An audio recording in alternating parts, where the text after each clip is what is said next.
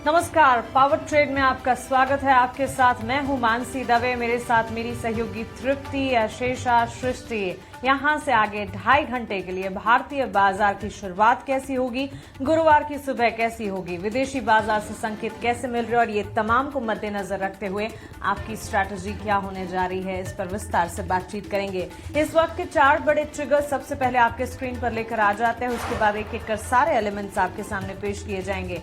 सबसे पहले विदेशी बाजार से अगर आप देखेंगे, आज संकेत बेहतर नजर आ रहे हैं as we speak. GIFT Nifty की तरफ से इम्प्लाइड ओपन इंडिकेशंस करीब 100 अंकों की बढ़त के साथ यहां पर अमेरिका और एशियाई बाजारों में अच्छी तेजी है। बीती रात हमने देखा अमेरिकन मार्केट्स में भी टेक शेयरों में मोमेंटम देखने को मिला। उसके ठीक बाद अमेरिकन मार्केट्स, यूएस मार्केट्स में अच्छा खासा एक्शन नजर आया। गिफ्ट निफ्टी की तरफ से इम्प्लाइड ओपन इंडिकेशंस मजबूत, एशियाई बाजार की चाल मजबूत। बीती रात अमेरिकन बाजार में भी अच्छे खासे मोमेंटम के साथ कामकाज, तो सीधे तौर पर इवेंचुअल इंपैक्ट भारतीय बाजार पर भी पड़ सकता है। मिडिल ईस्ट वॉर से कच्चे तेल में उबाल जो है वो अब भी जारी है, लगातार चौथा दिन है, जबकि हम देख रहे हैं $83 के पार क्रूड जो है वो ट्रेंड करता हुआ है। इससे कई सारे crude market related counters in equity markets पर इंपैक्ट पड़ता दिखेगा, likes of paints and aviation, cement pack और इसी के अलावा ऑटो एंसरी की चाल पर भी लगातार फोकस रखेगा जरूर। एफआईएस की बिकवाली जारी है, 2 दिनों में करीब 12,000 करोड़ के शेयर्स एफआईएस ने बेचे हैं। वहीं बीएसई सेंसेक्स नेक्स्ट 30 इंडेक्स को मंजूरी मिलती हुई दिखी है, इस पर भी फोकस रहेगा। Economic indicative action trigger points हैं और साथ ही आपको बता दें रैम की 1,402 करोड़ का करार कंपनी ने किया है, तो इसके चलते ये स्टॉक आज फोकस रेडार पर रहेगा। सीधे तौर पर 4 बड़े ट्रिगर्स एक संकेत दे रहे हैं कि भारतीय बाजार के लिए पिछले 3 ट्रेडिंग सेशन से जो कमजोरी वाले संकेत थे, एटलीस्ट वो छटते हुए आज नजर आ रहे हैं। बिल्कुल मानसी, तो आज के बाजार के 4 बड़े ट्रिगर्स पर हमने बात की, लेकिन ग्लोबल बाजारों से किस तरह के संकेत मिल रहे हैं। देखिए, कल तो यहाँ पर चौतरफा दुनिया भर के बाजारों में हमें गिरावट देखने को मिल रही थी, लेकिन आज देखिए यूएस के बाजारों में भी एक रिबाउंड देखने को मिला। वहीं एशियाई बाजारों की बात करें तो जहां हमने देखा था कल कोस्पी में लोअर सर्किट्स लगते हुए नजर आए थे, लेकिन वहां से रिबाउंड हुआ, 9 से 10% की रिकवरी यहाँ पर नजर आई है और काफी सारे शेयर्स यहाँ पर तेजी के साथ कारोबार करते हुए दिख रहे हैं। हमारे अपने इंडिकेटर गिफ्ट निफ्टी की बात करें तो यहां से भी पॉजिटिव संकेत। ओवरऑल ग्लोबल बाजारों से किस तरह के संकेत और सेटअप बनता हुआ नजर आ रहा है? एब्सोल्युटली, गुड मॉर्निंग तृप्ति। देखिए, हमने ग्लोबल बाजारों का सेटअप जो है इस वक्त पॉजिटिव देखा है। बीती रात अमेरिकन मार्केट्स की भी अगर बात करें, मेजर एवरेजेस में एक रिबाउंड देखने को मिला। यूएस ईरान फेयर्स जो हैं वो ईज आउट होते हुए नजर आ रहे हैं। हाँ, कंटिजेंट सिनेरियोज अब भी बरकरार है, बावजूद इसके सेंटिमेंट्स जो हैं पॉजिटिव फिलहाल देखने को मिल रहे हैं। और इस वक्त for a change technology shares हैं जहां से मेजर न्यूज फ्लोज आते हुए दिखे हैं। अमूमन हम देखते हैं कि टेक शेयर्स काफी हद तक वॉलिटिलिटी और गिरावट झेलते हैं, लेकिन मेगा कैप टेक शेयरों की तेजी से वॉल स्ट्रीट में बीती रात हमने मजबूती देखी है। डाउ, नैस्डैक, एसएनपी, नैस्डैक और डाउ तो करीब 300 अंकों की बढ़त दिखा रहे थे। एसएनपी 500 में भी मजबूती की चाल ही हमने देखी। वहीं युद्ध की अनिश्चितताओं के बावजूद हम देख रहे हैं कि इंडेक्स में परफॉर्मेंस बेहतर है और नैस्डैक जो कि टेक्नोलॉजी हैवी इंडेक्स है, वहां से अच्छे खासे मोमेंटम के बीच कामकाज दिखा। देखिए, मिडिल ईस्ट तनाव के बावजूद हम देख रहे हैं इस तरह की मजबूती, तो ट्रिगर पॉइंट्स जो है पॉजिटिव या जो तलाश रहे थे बाजार, वो एटलीस्ट मिलते हुए नजर आ रहे हैं। तनाव के माहौल में भी मजबूत ग्रोथ वाली जो टेक कंपनियां, उन पर फोकस रखना है। इंटरेस्टिंग होगा आज देखना कि डोमेस्टिक आईटी कंपनियों में आज किस तरह का प्रदर्शन होता है। बाजार के उतार चढ़ाव हम देख रहे हैं। एआई और क्लाउड से जुड़ी बड़ी टेक कंपनियों में निवेश जारी है। लगातार हम भी कह रहे हैं कि डोमेस्टिक कंपनियां जो हैं, जो पिवट कर जाएंगी एआई ट्रांसफॉर्मेशन के साथ, बदलाव के साथ कदम से कदम मिलाकर चलेगी, वो कंपनियां सक्रिय रह पाएंगी यहां से आगे के भविष्य में। निवेशकों के लिए टेक सेक्टर सुरक्षित और मजबूत ग्रोथ का विकल्प है, ये कहना है एक्सपर्ट्स का। लंबी अवधि के लिए कन्विक्शन यहां पर बरकरार है। वहीं युद्ध और क्रूड में उछाल से बाजार में अभी भी उतार चढ़ाव बना रहेगा। एक्सपर्ट्स जब हमसे जुड़ेंगे उनसे हम समझेंगे। लगातार हिदायत एडवाइस यही मिल रही है, कॉशन प्रैक्टिस करें, एहतियात बरतें, क्योंकि हाँ ये है कि कच्चे तेल की चाल अभी भी हम देख रहे हैं उबाल कायम है और इससे काफी हद तक इम्पैक्ट पड़ता दिखता है। भारतीय बाजार में भी कई सारे सेक्टर्स है जो कि क्रूड रिलेटेड फैक्टर से काफी इम्पैक्ट देख भी रहे हैं और यहां से आगे इनफैक्ट महंगाई के बढ़ने की भी बात हो रही है, जिस पर विशेष सेगमेंट्स में हम कर रहे हैं, हमारे व्यूअर्स को बता रहे हैं। एशियाई बाजारों में तेजी, जापान के निक्केई में करीब 4% की बढ़त है। कोरिया के कॉस्पी में करीब 2% का उछाल है और कल की गिरावट के बाद हम देख रहे हैं अच्छी रिकवरी है, which is a positive sign in itself. Middle East में तनाव से राहत जो मिले, थोड़ी सारी खबरें जो आती हुई दिख रही हैं, इसका एक इम्पैक्ट है जो कि ग्लोबल मार्केट्स एटलीस्ट वो सपोर्ट महसूस कर रहे हैं और जो तकलीफ थी, चिंताएं थी, वो थोड़ी सी खत्म होती हुई दिख रही है। इसी के चलते काफी सेशंस के बाद इस वक्त हम देख रहे हैं पॉजिटिव क्यूज एंड ट्रिगर्स मिलते हुए। कमोडिटी मार्केट के संकेत की अगर बात करें, सोने चांदी में मजबूत उछाल है। सुरक्षित निवेश के तौर पर वो तो होना ही है, जब इक्विटी मार्केट्स का हाल वॉलेटाइल हो तो मार्केट पार्टिसिपेंट्स, निवेशक गोल्ड सिल्वर की तरफ एज सेफ हेवन दौड़ते जरूर हैं। इसी के अलावा अप्रैल गोल्ड फ्यूचर्स की अगर बात करें, यहां पर हम देख रहे हैं $52 से बढ़कर सीधा $5,180 पर पहुंच चुका है।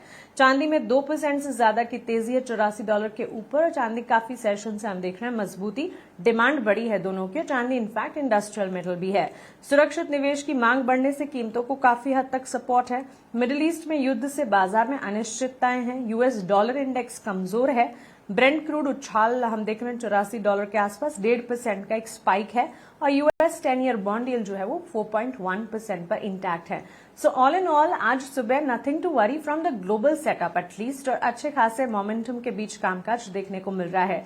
चलिए आगे बढ़ेंगे और अब जुड़ते हैं ईटी नाउ स्वदेश के मैनेजिंग एडिटर से सजीत मंघाट से। उनसे समझते हैं कि आज के लिए बाजार की चाल वो कैसी देख रहे हैं। Sajit sir, good morning. अमेरिकी बाजार में आज अच्छी खासी रिकवरी नजर आ रही है। एशियाई बाजार भी आज तेज है। गिफ्ट निफ्टी की तरफ से इम्प्लाइड ओपन इंडिकेशंस भी बेहतर हैं। डोमेस्टिक मार्केट के लिए किस तरह का इम्पैक्ट आज देखना होगा? देखिए, कल के बाजार में देखा जाए तो यूएस मार्केट्स में तो सर रिबाउंड देखने को मिला। आपके टेक स्टॉक्स में भी थोड़ा सा उछाल देखने को मिल रहा है। आप डाउ जोन्स, S&P 500, नैस्डैक तीनों ऊपर थे। नैस्डैक 1.29% ऊपर था। एशिया बाज़ार में देखें तो कॉस्पी का में अच्छा रिबाउंड आया, 11%, 11.5% ऊपर था आज सुबह। कल वो 12% गिरा था, तो पिछले 2 दिन में 10% और 12% गिरने के बाद आज 11.5% ऊपर है कॉस्पी। और निकाई भी आज ऊपर है और हैंगसेंग भी ऊपर है। तो थोड़ा सा जो ऑयल में थोड़ा सा जो प्रेशर था वो थोड़ा सा ईज होते हुए दिख रहा है, जिसकी वजह से ये थोड़ी सी रिकवरी भी देखने को मिल रही है। और यूएस ने जो कहा था कि वो स्टेट ऑफ हॉर्मोज से सारे शिप्स को प्रोटेक्ट करेगा या और उनकी जो डेवलपमेंट फाइनेंस कॉर्पोरेशन है वो इंश्योरेंस को बैक करेगी, तो वो भी एक कारण है कि जिसकी वजह से थोड़ी सी जो नर्वसनेस है वो कम हुई है ऑयल मार्केट में। और ऑयल स्टेडी है आज के डेट में, उसमें इतनी बढ़त देखने को नहीं मिल रही है। बट इसका मतलब ये नहीं है कि उस स्टेट ऑफ हॉर्मस से अभी शिप्स निकल जाएंगी, उसमें टाइम लगेगा, क्योंकि इंश्योरेंस अभी भी एक बड़ा सवाल है इन सारे शिप्स के लिए। और वो एक बड़ा प्रॉब्लम होगा एशिया एक कंट्रीज़ के लिए, क्योंकि लगभग 90% जो वहाँ से जो ऑयल निकलता है वो एशिया में जाता है।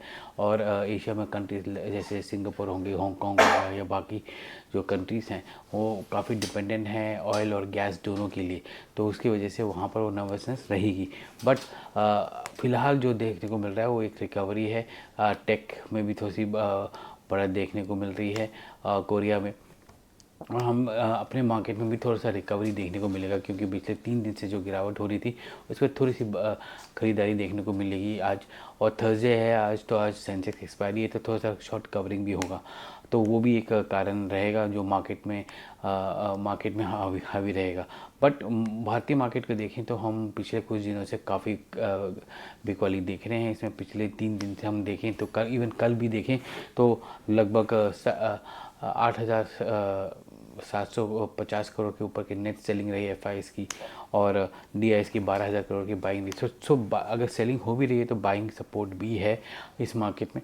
और जो स्टॉक्स में ज़्यादा से ज़्यादा हम देख रहे हैं कि मोस्टली फ्रंटलाइन स्टॉक्स हैं जिसमें सबसे ज़्यादा प्रेशर आ रहा है, क्योंकि वहाँ पर सेलिंग देखने को मिल रही है। बट ओवरऑल मार्केट का आज मूड देखें तो थोड़ा सा आज बेटर है। पिछले 2-3 दिन के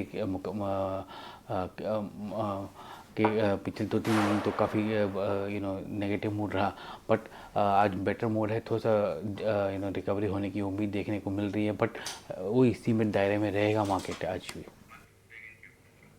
बिल्कुल, तो यहाँ पर थोड़ी रिकवरी हमारे बाज़ारों में भी आज देखने को मिल सकती है। लेकिन सजिद सर, अमेरिकी कोर्ट ने ट्रंप सरकार को टैरिफ रिफंड करने के आदेश दिए हैं। सुबह सवेरे ये खबर आई है। इस खबर को कैसे देखना चाहिए? इसका कितना इम्पैक्ट दिख सकता है हमारे बाज़ारों पर, या ग्लोबली अगर देखें तो कितना इम्पैक्ट दिखेगा? देखिए, अमेरिकी कोर्ट ने टैरिफ रिफंड करने का आदेश दिया है, पर उसके सेम टाइम स्कॉट बेसेंट ने ये भी कहा कि अब वो 15% टैरिफ भी लगाएंगे। आपको याद होगा कि उन्होंने 10% का तो एग्जीक्यूटिव ऑर्डर निकाला था, 15 का अभी तक निकाला नहीं है, तो वो भी निकलेगा। और ट्रंप अभी ये कह रहे हैं कि ये अमेरिका पुराने टैरिफ भी लगा सकता है आगे जाके बाकी सारे कंट्रीज़ पे। तो वो टैरिफ अनसर्टेनिटी अभी भी है। तो आपके पास दो अनसर्टेनिटी आज की डेट में खेल रही है। एक तो है जियोपॉलिटिकल, जो कि यूएस, इजराइल और ईरान के चलते मिडल ईस्ट में पूरा हो रहा है, जिसकी वजह से सप्लाई चेन और ऑयल शॉक की हम कगार पे हैं। और दूसरी जो है ये टैरिफ अनसर्टेनिटी, जो यूएस लगातार पुश कर रहा है बाकी कंट्रीज़ के साथ। 10% के बाद 15% की बात हो रही है, और 15 के ऊपर भी जा सकते हैं, क्योंकि वो बोल रहे हैं कि ट्रंप बोल रहे हैं कि वो वापस वही टैरिफ लगा सकते हैं कंट्रीज़ पे जो मानेंगे नहीं।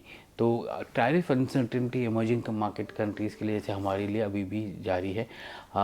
ये इसको नेविगेट करने की ज़रूरत पड़ेगी। इंडिया और यूएस के बीच में जो ट्रेड डील है, अगर वो जल्दी फ्रेमवर्क होता है तो वो एक कारण रहेगा उसको कि वो उस एंड में स्टेबिलिटी रहेगी। पर इंडिया भी चाहता है कि तो उसकी क्लैरिटी रहे ट्रेड डील पे, और क्या टैरिफ आएंगे उस पर। वो ऐसे टैरिफ पे जाके साइन नहीं करना चाहता जहाँ पर ओवरऑल अमेरिकी टैरिफ नीचे हो और वो एक हायर टैरिफ पे वो इंपोर्ट कर रहा हो, या तो वो भी एक या एक्सपोर्ट कर रहा हो, तो वो भी एक फैक्टर रहेगा इस मार्केट में। तो दो चीज़ें हैं जो आज के डेट में बड़ी अनसर्टेनिटी लेकर आ रही हैं। एक तो यूएस जियोपॉलिटिकल रिस्क, और ये एक अनसर्टेनिटी जो कि टैरिफ का है, और ये मार्केट को नर्वस और कॉशियस रखेगा नियर टर्म में। बिल्कुल सर, ग्लोबल सेटअप तो समझ यहाँ पर विस्तार से आपने बताया, लेकिन साथ ही विदेशी संस्थागत निवेशक, घरेलू संस्थागत निवेशकों के आंकड़ों की अगर बात करें, एफआईएस की बिकवाली, डीआईएस की खरीदारी के बीच बाजार का ओवरऑल सेटअप आज कैसा दिखेगा? देखिए, एफआईएस ने कल बिकवाली की थी 8,750 करोड़ की, डीआईएस ने 12,000 करोड़ की खरीदारी की थी। तो नेट हम देखें तो 3,000 करोड़ की बाइंग हुई है इंस्टीट्यूशंस की सेकेंडरी मार्केट में कल। अगर हम स्टॉक्स में देखें तो सबसे ज़्यादा स्टॉक्स कौन से इम्पॉर्टेंट है, या सबसे ज़्यादा मूव किया, वो रिलायंस था। कल लगभग 3,000 करोड़ की डिलीवरी हुई है रिलायंस में कल, और 63% का डिलीवरी परसेंटेज भी है। रिलायंस का स्टॉक कल थोड़ा सा प्रेशर में भी था। 1300 को काफ़ी डिफेंड किया उसने कल स्टॉक ने। हमने देखा कि पुट ऑप्शंस में भी 1300 का पुट जो था काफ़ी एक्टिव रहा रिलायंस के लिए। बट उसके अलावा जो है फाइनेंशियल सर्विसेज में अभी भी वीकनेस देखने को मिल रही है। एचडीएफसी बैंक, आईसीआईसीआई बैंक, इन सारे स्टॉक्स में अभी भी गिरावट देखने को मिल रही है। और बिकवाली एलएनटी एक स्टॉक है जिसमें 4.5% और गिरा है शेयर, वहाँ पर भी हमने बिकवाली देखी। एसबीआई, इन्फोसिस, एमएनएम, बीएल, ये सारे के सारे जो फ्रंट लाइन स्टॉक्स हैं, इन सब में बहुत बिकवाली देखने को मिल रही है। इसका मतलब ये भी हो सकता है कि मार्जिन ट्रेड की जैसे जो कोलैटरल दिया गया वहाँ पर भी सेलिंग आई है थोड़ी बहुत, क्योंकि मार्केट इतना एक्सपेक्ट नहीं कर रहा था कि 24,500 के नीचे मार्केट जाए, पर 24,500 के नीचे गया, 400 के नीचे, 24,400 के नीचे भी गया, और 400 के ऊपर रहा मार्केट। तो वो भी एक इम्पॉर्टेंट चीज़ है जो मार्केट को अपने सीमित दायरे में रखेगा। और एक इम्पॉर्टेंट चीज़ जो आपको देखने को मिल रही है वो इंस्टीट्यूशनल एक्टिविटी रहेगी। ठीक है, एफएनओ के संकेतों को देखते हुए सजिद सर, आज निफ्टी और बैंक निफ्टी को लेकर क्या रणनीति बनाना चाहिए?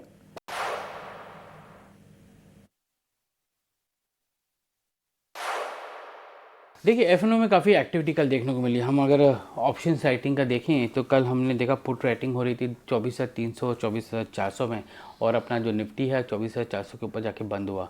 हाँ, कॉल राइटिंग देखने को मिल रही है 24,500, 24,600 और 24,25,000 में। तो एक अगर हम देखें कि आज की डेट में जो बैंड बन रहा है वो आपका है 24,000 और 24,400 का एक बैंड है जिसमें सपोर्ट देखने को मिल रहा है, और ऊपर की तरफ आपको 25,000 का देखने को मिल रहा है। आज आपको थोड़ी सी शॉर्ट कवरिंग देखने को मिल सकती है क्योंकि काफ़ी कुछ शॉर्ट्स ऐड हुए हैं पिछले कुछ दिनों में। बट पुट कॉल रेशियो में हमने प्रोटेक्शन बहुत देखे हैं कल, जिसकी वजह से पुट कॉल रेशियो भी ऊपर गया, 1.6 हुआ है।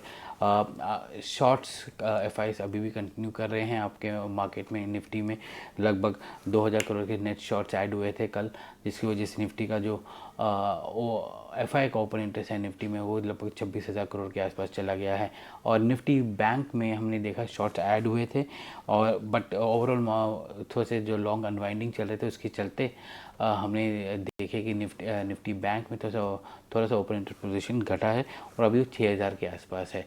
बट ओवरऑल मार्केट की हम आउटलुक देखें तो एफआईएस का जो शॉर्ट पोजीशन है मार्केट में वो आज की डेट में बहुत ज़्यादा बढ़ गया है। लॉन्ग पोजीशंस घट के 16% के आसपास आ गए हैं। एक टाइम पर 23% थे, तो हम देखा कि 13 से वो 23 गए और 23 से अब 16 आ गए हैं वापस। तो मार्केट में शॉर्ट्स बहुत हैं, कॉशियस रहने की ज़रूरत है। आज एक्सपायरी भी है सेंसेक्स का, तो हम कुछ एक्टिविटी देखने को मिलेगा हमको पहले फर्स्ट हाफ और पहले 1 घंटे और आखिरी के 1 घंटे में हमको थोड़ी सी एक्टिविटी देखने को मिलेगी, और थोड़ी सी कवरिंग भी होने की उम्मीद है क्योंकि ग्लोबल मार्केट भी थोड़े से रिकवर हुए हैं। बट अगर डोमेस्टिक मार्केट में देखें तो हमारे पास अभी भी अनसर्टेनिटी रही है। ऑयल और गैस की अनसर्टेनिटी स्टॉक्स जो हैं अभी भी हैं।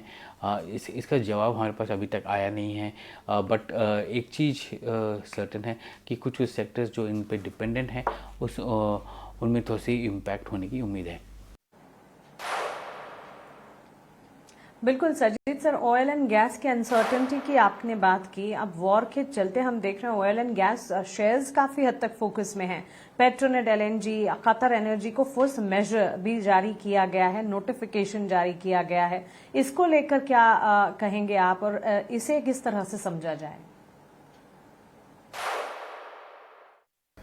देखिए, हम अपना एलएनजी का जो हमारा रिक्वायरमेंट है, हमारा आधे से ज़्यादा रिक्वायरमेंट जो है मिडिल ईस्ट से आता है एलएनजी का। तो अगर एलएनजी वहाँ पर स्टॉप हो जाता है, जैसे कतार एनर्जी ने किया है, कतार एनर्जी ने भी फोर्स मेजर अनाउंस किया है, और पेट्रोनेट एलएनजी ने भी फोर्स मेजर अनाउंस किया है, गुजरात गैस ने फोर्स मेजर अनाउंस किया है क्योंकि शिपमेंट्स नहीं आ रही हैं, शिपमेंट्स अटकी हुई हैं स्ट्रेट ऑफ हॉर्मस की वजह से। उसकी वजह से 2-3 चीज़ें होने वाली हैं। आपकी जो इंडस्ट्रियल गैस जो है वहाँ पर थोड़ी सी रैशनिंग हो जाएगी। उसके ऊपर डेली बेसिस पे उतना ही गैस दिया जाएगा। ये याद रखिए कि हमारे पास गैस के स्ट्रैटेजिक रिजर्व्स नहीं हैं, हमारे पास क्रूड और बाकी चीज़ों के स्ट्रैटेजिक रिजर्व्स हैं। तो गैस के स्ट्रैटेजिक रिजर्व ना होने की वजह से राशनिंग शुरू हो जाएगा इंडस्ट्रियल गैस के लिए। फिर आपके जो बाकी जो हैं कंपनी, आपके सिटी गैस कंपनीज़ हैं, वहाँ पर आपको देखने को मिलेगा कि प्राइस इंक्रीज़ हो सकती है क्योंकि इन सारे कंपनीज़ को स्पॉट मार्केट से बहुत हाई प्राइस पर गैस लेना पड़ेगा, जिसका इम्पैक्ट उनके प्रॉफिटेबिलिटी में होगा। ये शायद ये प्राइस को पास ऑन भी ना कर पाए तो वो हिट उनको लेना पड़ेगा अपने मार्जिन्स पे, तो वो भी एक चीज़ है। हमने देखा कि MRPL जो है अपने एक्सपोर्ट्स बंद कर रहा है, फोर्स मेजर कर रहा है क्योंकि MRPL गवर्नमेंट की कंपनी है, ONGC की सब्सिडरी है। बट ये है कि जो एक्सपोर्ट करना चाहता है प्रोडक्ट्स, वो गवर्नमेंट चाहती है कि वो देश में ही रहे, आज की डेट में एक्सपोर्ट ना हो क्योंकि इसकी ज़रूरत हमें ज़्यादा है बाहर भेजने से ज़्यादा। तो वो भी एक, ये सारे मेजर्स जो हैं लिए जा रहे हैं ताकि हम इस शॉक को अब्जॉर्ब कर सकें।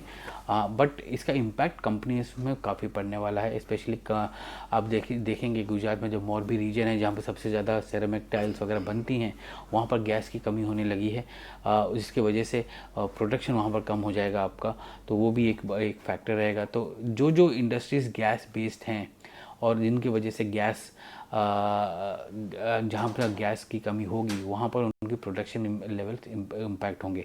हाँ, एक चीज़ जो इम्पॉर्टेंट चीज़ है वो कोल इंडिया है। हमने देखा कल कोल इंडिया ऊपर था। कोल की डिमांड बढ़ेगी क्योंकि ग्लोबली कोल के प्राइसेस अब बढ़ने लगे हैं, क्योंकि गैस की सप्लाई कम होती जा रही है, जिसकी वजह से आपके जो कोल की ई ऑक्शन प्राइसेस हैं वो भी बढ़ेंगे, और वो जो है अब सारे कंपनी जो पहले इंपोर्ट करते थे अब वो डोमेस्टिक या तो कैप्टिव से लेंगे या तो कोल इंडिया से लेंगे ई ऑक्शन के थ्रू। तो वहाँ पर कोल इंडिया के लिए जो आउटपुट है वो उनका इंक्रीज़ होगा, उनका ई ऑक्शन प्राइस रियलाइजेशन भी इंक्रीज़ होंगे और वो उनके लिए अच्छा रहेगा। But overall gas based industries जो हैं उनके लिए थोड़ा सा प्रॉब्लम लग रहा है, at least next couple of weeks, जब तक हमको एक सर्टेनिटी नहीं आती कि स्टेट ऑफ हॉर्मस से जो शिपमेंट्स हैं वो सुरक्षित निकलेंगे और जा सकते हैं शिप्स वहाँ पर, तो वो एक इम्पॉर्टेंट फैक्टर रहेगा। ठीक है, यहाँ पर गैस कंपनियों के लिए थोड़ी सी नेगेटिव खबर है, लेकिन कोल की डिमांड बढ़ेगी जिससे कोल इंडिया में अभी भी पॉजिटिव एक्शन दिख सकता है। सरजीत सर, एक आखिरी सवाल होगा आपके साथ। ओमनीटेक इंजीनियरिंग की आज एक्सचेंजेस पर लिस्टिंग होने वाली है, इसको लेकर क्या स्ट्रैटेजी बनाकर चलना चाहिए? देखिए, छोटी सी कंपनी है, अगर हम देखें ओमनीटेक का तो 2600 करोड़ का आसपास का उसका वो है मार्केट वैल्यू है। अपर एंड प्राइस बैंड पे 227 रुपये का इसका प्राइस था अपर एंड पे। आईपीओ छोटा सा आईपीओ था, जो वो अपने डेट को कम करने के लिए और अपने जो थोड़ा बहुत कैपेक्स हैं उसके लिए वो पैसा रेज कर रहे हैं। और ये कंपनी जो है हाई प्रिसिशन कंपोनेंट्स बनाती हैं और सप्लाई करती हैं ओईएम्स को, जो कि ऑटोमेशन के लिए यूज़ होते हैं या आपके एनर्जी सेक्टर में यूज़ होते हैं या पावर सेक्टर में यूज़ होते हैं, तो वहाँ पर बनाती है। कंपनी डिसेंट कंपनी है। अगर टॉप लाइन देखें तो एनुअलाइज रेवेन्यू जो है लगभग 450 करोड़ का एनुअलाइज रेवेन्यू होने की उम्मीद है इस साल। इन्होंने H1 के नंबर दिए हैं, हमने एनुअलाइज करके देखा है इसको, और एबिटा मार्जिन 30% का है, और पैट जो है लगभग 50 करोड़ के आसपास का पैट रहेगा FY 26 में इनका। तो वो एक डिसेंट स्मॉल कैप कंपनी के तरह है। हाँ, इसमें इंस्टीट्यूशनल एक्टिविटी शायद ना हो और म्यूचुअल फंड शायद आए इसमें, क्योंकि मार्जिन अच्छे हैं इसके। ग्रोथ के लिए वो कैपेक्स फंड्स रेज कर रहा है, तो थोड़ी बहुत आपको एक्टिविटी देखने को मिलेगी। कुछ फंड्स उनको रखने के लिए अपने पोर्टफोलियो में रखना चाहेंगे, तो आपको थोड़ी सी एक्टिविटीज़ इसमें देखने को मिलेगी। बट डिसेंट कंपनी है, उतना खास नहीं है, मतलब उतने नेगेटिव्स नहीं है इस कंपनी में। और ये क्योंकि कैपिटल गुड्स और कैपिटल सेक्टर से जुड़ी हुई है, तो यहाँ पर इसमें थोड़ी सी डिमांड रहेगी। हाँ, इसका ग्रोथ जो है आगे के लिए उन्होंने सेकेंड प्रोजेक्ट की बात की है, अपने कैपेक्स को एक्सपेंशन की बात की है।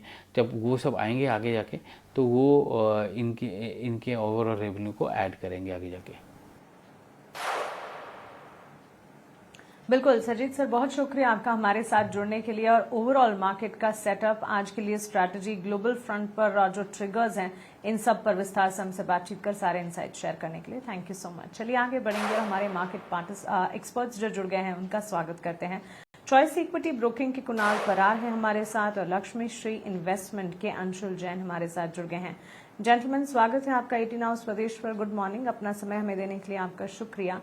अंशुल, शुरुआत आपसे करना चाहूंगी। कल का सत्र हमने देखा 24,500 के नीचे लुढ़कता हुआ निफ्टी, और साथ साथ सेंसेक्स, बैंक निफ्टी की अगर बात करें पॉइंट वाइज, वहां पर और ज्यादा गिरावट हावी होती दिखी। इसी तरह के संकेत छोटे मझौले मिड कैप इंडेक्स और स्मॉल कैप इंडेक्स में भी नजर आए। Escalating tensions, spike in crude oil prices, ये सारी वजह थी। लेकिन आज सुबह तस्वीर थोड़ी बदली जरूर है। गिफ्ट निफ्टी की तरफ से इम्प्लाइड ओपन इंडिकेशंस पॉजिटिव, एशियाई बाजार से बेहतर संकेत, और बीती रात अमेरिकी बाजार भी ठीक ठाक। कैसे देख रहे हैं भारतीय बाजार का आज का सेटअप आप? वंशी जी नमस्कार, तृप्ति जी को भी नमस्कार। कल आपसे बातचीत नहीं हुई, हैप्पी होली आपको भी, बिलेटेड हैप्पी होली। कुणाल भाई को भी बिलेटेड हैप्पी होली। देखिए, सुबह ओपनिंग शो जब हम खत्म कर रहे थे 24,360 24,380 के आसपास, तब भी हम बहुत क्लियर थे कि ओवर रिएक्शन है, यहाँ से बाउंस बैक आएगा, गैप फिल होगा 24,600 के अराउंड। 24,603 का हाई बनाया है निफ्टी पे। आज ना सिर्फ हम उस गैप को कंप्लीटली, कल 50 पैसे से गैप रह गया था, आज उस गैप को कंप्लीटली फिल करके, बल्कि 75 मिनट के चार्ट पे हम थोड़ा सा स्ट्रेच करते हुए दिखेंगे 24,750 के around. Gap up opening into the gap रहेगा, तो गैप फिल हो जाएगा तुरंत ही। और 775 780 पहला रेजिस्टेंस जोन है, और आइडियली इस रैली को 2 to 3 डेज में स्ट्रेच होके 75 मिनट चार्ट पे जो 20 पीरियड मूविंग एवरेज है 25,850 के अराउंड, वहां तक जाना चाहिए। तो हम यहाँ से काफी पॉजिटिव है। हर डिप पे, हर ब्रेकआउट्स पे जहां पे अपॉर्चुनिटी होगी वहां पे हम लॉन्ग ही प्ले करना पसंद करेंगे। Same is with bank Nifty, यहाँ भी गैप फिल होने के बाद हल्की सी पुल बैक लेके क्लोज किया। आज गैप अप खुलेंगे 59,000 59,100 की जोन के ऊपर। इसके ऊपर निकलते हैं तो अगेन 75 मिनट चार्ट पे 20 पीरियड मूविंग एवरेज 59,700 के आसपास है, वहां तक ये रैली डेवलप होती हुई दिखेगी। तो ओवरडन ओवर रिएक्शन है इस वॉर के तरफ से मार्केट के लिए। अब ये लगभग ऑलमोस्ट डन दिख रहा है, अनलेस कुछ बहुत बड़ा एस्केलेशन हो जाए तब अलग बात है, नहीं तो ये चीज डन है। यहाँ से हम वापस से मार्केट नॉर्मल अपना जो अपसाइड डोमिनेंट ट्रेंड है उसको रिज्यूम कर लेगा। यहाँ पर ओवरऑल पॉजिटिव नज़रिया और अपसाइड ट्रेंड और रिकवरी आज के बाजार में नज़र आ सकती है। कोई भी डिप पर यहाँ पर लॉन्ग टर्म के लिए बाई की अपॉर्चुनिटी ही आपको मिलेगी। चलिए इसी के साथ फिलहाल वक्त एक छोटे से ब्रेक का। ब्रेक के बाद जल्द लौटेंगे और अपने गेस्ट से समझेंगे कि आज की क्या ट्रेडिंग कॉल्स रहेगी उनकी। जल्द लौटते हैं।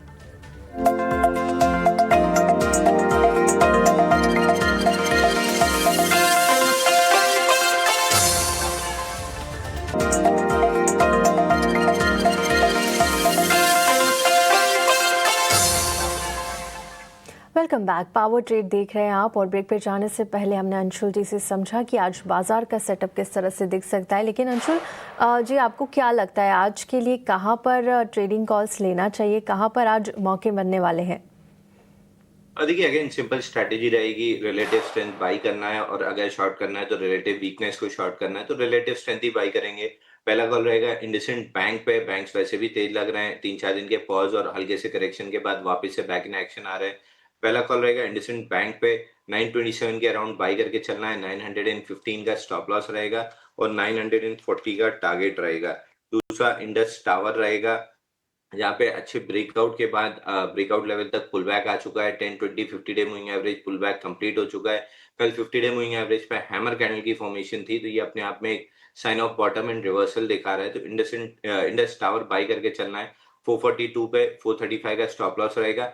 451 पे एक हल्का सा रेजिस्टेंस है, उसको पहले टारगेट की तरह यूज कीजिए। अगर ये निकलता है, स्लाइस थ्रू होता है, कोई भी रेजिस्टेंस वहां नहीं मिलता है, तो फिर जो स्विंग हाई बना है 476 480 की जोन में, यही आपका टारगेट बनेगा। तो 451 को पहला टारगेट पकड़िए, दूसरा टारगेट 476 के आसपास का रहेगा। यहाँ पर इंडसइंड बैंक पर अपनी नज़र रखें। 927 के लेवल पे आप खरीदारी करके चल सकते हैं। स्टॉप लॉस आपको 915 का मेंटेन करना होगा। टारगेट्स आपको यहाँ पर 940 तक के आते हुए नजर आएंगे।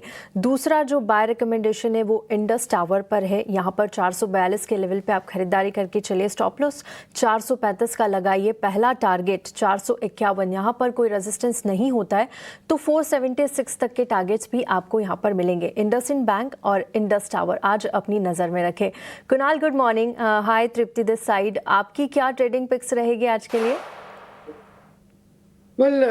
गुड मॉर्निंग आप सबको। एंड ट्रेडिंग पिक की बात करें तो फिलहाल जो वॉलेटिलिटी देखने को मिल रही है, जो मोमेंटम देखने को मिल रही है, उसमें एक ही स्टॉक है जिसके ऊपर फोकस करके चलने की सलाह है, और स्टॉक का नाम भारतीय एयरटेल। पहले भी भारतीय एयरटेल लिया था, बहुत ही बढ़िया लेवल पे कल रिकवरी हमें देखने को मिली है। एंड 1905 के राउंड का क्लोजिंग हमें देखने को मिला है, तो खरीदारी करके चलने की सलाह रहेगी 1840 के एसएल के साथ। एसएल थोड़ा बड़ा है बिकॉज वॉलेटिलिटी भी आपको उस लेवल पे देखने को मिल रही है यहाँ पे, तो 1840 के एसएल के साथ आप यहाँ पे खरीदारी करके चलिए। टारगेट की बात करते हैं तो 1955 का पहला टारगेट है 1955, वो जैसे ही वो ब्रेक होगा आपको 2035 का दूसरा टारगेट भी यहाँ पे देखने को मिल सकता है। सो भारतीय एयरटेल यहाँ पे खरीदारी करके चलने की सलाह रहेगी। ठीक है, भारतीय एयरटेल यहाँ पर आप खरीदारी करके चल सकते हैं। लेवल्स भी कुणाल ने बताया है, उन लेवल्स का ध्यान ज़रूर से रखिएगा। और देखिए टारगेट्स यहाँ पर 1925 तक के आते हुए नजर आएंगे। स्टॉप लॉस यहाँ पर 1840 का आपको मेंटेन करना है। भारतीय एयरटेल में हमने देखा भी था, कल के सेशन में जब बाजार गिरा हुआ था तो सबसे ज़्यादा कॉन्ट्रीब्यूशन भारतीय एयरटेल की तरफ से ही आ रहा था। चलिए आगे बढ़ेंगे, और अब इस वक्त हमारे साथ हमारे सहयोगी रविंदर जुड़ चुके हैं खबरों वाले शेयर्स लेके। Ravinder good morning. बताइए आज खबरों के दम पर कहाँ एक्शन दिख सकता है? एग्जाम्पल सबसे पहले हम शुरुआत ऑयल सेंसिटिव स्टॉक से ही करते हैं। यहाँ पर आज ये सभी स्टॉक फिर से फोकस में रह सकते हैं। यहाँ पर मिडिल ईस्ट में जो कॉन्फ्लिक्ट चल रहा है उसके चलते यहाँ पर ब्रेंट क्रूड जो है वो $83 पर बैरल के आसपास ट्रेड कर रहा है। यहाँ पर कल ब्रेंट क्रूड में जो है 2% का यहाँ पर उछाल देखने को मिला, जिसके चलते OMCs कंपनी जो नेगेटिवली रिएक्ट कर सकती है। इसी के साथ साथ पेंट कंपनी, टायर कंपनी, ये सभी कंपनी जो है नेगेटिवली रिएक्ट कर सकते हैं। अगला जो स्टॉक फोकस में रह सकता है गुजरात गैस, जहाँ पर गुजरात गैस भी आज काफ़ी फोकस में रहता है। जहाँ पर कंपनी ने अपने इंडस्ट्रियल यूजर के साथ गैस सप्लाई एग्रीमेंट पर फोर्स मेजर क्लॉज इन्वोक किया है, जिसके चलते डेली कॉन्ट्रैक्टेड क्वांटिटी को रिस्ट्रिक्ट किया जा रहा है विद इफेक्ट फ्रॉम मार्च 6, 2026। और कंपनी ने कहा है कि जो एक्ट ऑफ वॉर है वो इंश्योरेंस का कवर के अंडर नहीं आता जो उन्होंने लिया है। सो इसके चलते यहाँ पर गुजरात गैस भी फोकस में रह सकता है। तीसरे स्टॉक की बात करें तो यहाँ पर BSE भी फोकस में रह सकता है, जहाँ पर कंपनी को सेबी से जो है अप्रूवल मिल गया है cash settle monthly index futures और ऑप्शंस लॉन्च करने के लिए BSE सेंसेक्स नेक्स्ट 30 इंडेक्स में, जो BSE 100 के अंडर सेंसेक्स 30 के बाद वाली नेक्स्ट लार्जेस्ट लिक्विड कंपनीज को ट्रैक करता है। सो इसके चलते ये स्टॉक भी फोकस में रह सकता है। ग्रेट ईस्टर्न शिपिंग कंपनी की बात करें तो यहाँ पर ये स्टॉक भी फोकस में रह सकता है, जहाँ पर कंपनी ने जो है 2014 Japanese build dry bulk carrier को जो है सेकेंड हैंड बाई करने के लिए कॉन्ट्रैक्ट साइन किया, और ये वेसल जो है Q1 ऑफ FY27 में जो है कंपनी के फ्लीट में ज्वाइन करेगा, जिसके बाद कंपनी का जो टोटल फ्लीट वेसल है वो 41 पर आ जाएंगे, जिसके चलते ये स्टॉक भी फोकस में रह सकता है। भारत फोर्ज की बात करें तो यहाँ पर ये स्टॉक भी फोकस में रह सकता है, जहाँ पर इन्वेस्टमेंट कमेटी ने जो है 800 करोड़ तक का अनसिक्योर्ड रुपी टर्म लोन लेने के लिए अप्रूवल दिया, जिसके चलते ये स्टॉक भी फोकस में रह सकता है। अगले स्टॉक की बात करते हैं, यहाँ पर ऑर्डर विंग के चलते रैम की इंफ्रास्ट्रक्चर फोकस में रह सकता है, जहाँ पर कंपनी को जो है EPC ऑर्डर मिला है 1401 करोड़ का, और कंपनी को ये ऑर्डर जो है महाराष्ट्र इंडस्ट्रियल टाउनशिप लिमिटेड से मिला, जिसके चलते ये भी फोकस में रह सकता है। अगले स्टॉक की बात करते हैं, यहाँ पर टेलीकॉम स्पेस से वोडाफोन आइडिया फोकस में रह सकता है, जहाँ पर जो क्रेडिट रेटिंग एजेंसी इकरा उन्होंने जो long term fund based term loan का रेटिंग जो अपग्रेड किया है स्टेबल से पॉजिटिव। सो इसके चलते ये भी फोकस में रह सकता है। HUL की बात करें तो यहाँ पर कंपनी ने जो है न्यूट्रिनिया प्राइवेट लिमिटेड में अपना 19.8% का स्टेक सेल कंप्लीट कर लिया, और इसका जो कॉस्ट था स्टेक सेल का 307 करोड़ का था, जिसके चलते ये भी फोकस में रह सकता है।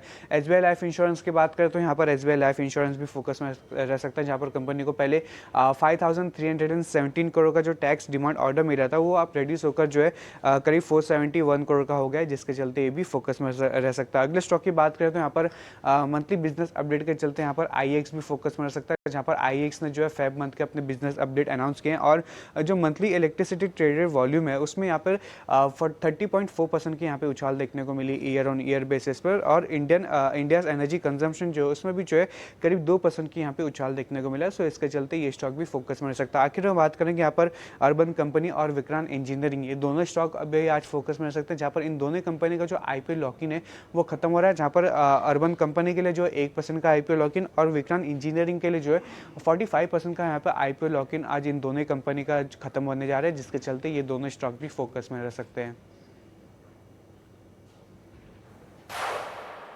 एब्सोल्युटली रविंदर, बहुत शुक्रिया आपका हमारे साथ जुड़ने के लिए और ये सारे खबरों वाले शेयर्स हमारे बीच रखने के लिए। इन सभी में से GE शिपिंग का स्टॉक सबसे पहले पुल अप करते हैं। पॉजिटिव न्यूज फ्लो के चलते हो सकता है कि बाजार खुलने के साथ ये स्टॉक रिएक्ट करता दिखे। कुणाल, गुड मॉर्निंग, आपसे एक राय जानना चाहेंगे। देखिए, फंडामेंटल ट्रिगर्स GE शिपिंग के पॉजिटिव नजर आ रहे हैं। Almost debt free company on a CAGR basis 85% के good profit growth returns company ने पास ऑन किए हैं। Healthy dividend pay out ratio भी है। और ताजा खबर की अगर बात करें तो second hand max dry bulk carrier company खरीदने जा रही है।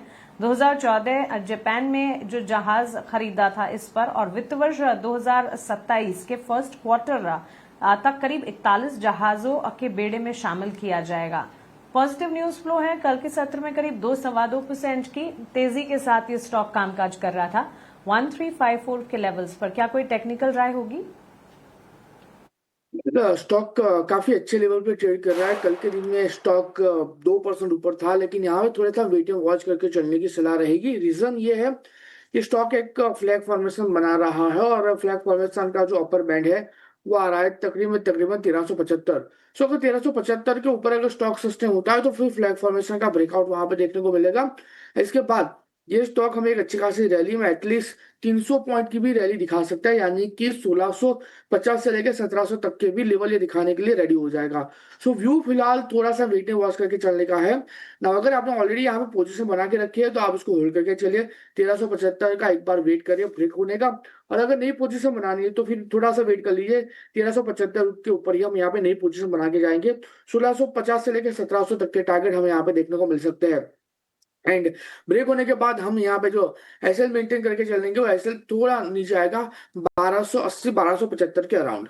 So risk reward easing fair for creating a long position only. Okay तो चलिए पॉजिटिव सेटअप है, 1700 तक के लेवल्स भी नजर आ सकते हैं। न्यूज फ्लो का इम्पैक्ट शायद बाजार खुलने के साथ स्टॉक में दिखे। कल भी हमने देखा स्टॉक में पॉजिटिव मूवमेंट नजर आई थी। इस बीच बीएनके कैपिटल के रचित खंडेलवाल अब हमारे साथ जुड़ गए हैं। रचित, गुड मॉर्निंग, स्वागत है आपका 18 आवर स्वदेश पर। भारतीय बाजार के लिए आज आप क्या स्ट्रैटेजी बना रहे हैं? स्टॉक वाइज आपके रिकमेंडेशंस क्या होंगे, इससे शुरुआत करते हैं। गुड मॉर्निंग मैम, और मेरे को पैनल्स को भी good morning and as always thank you for having me here.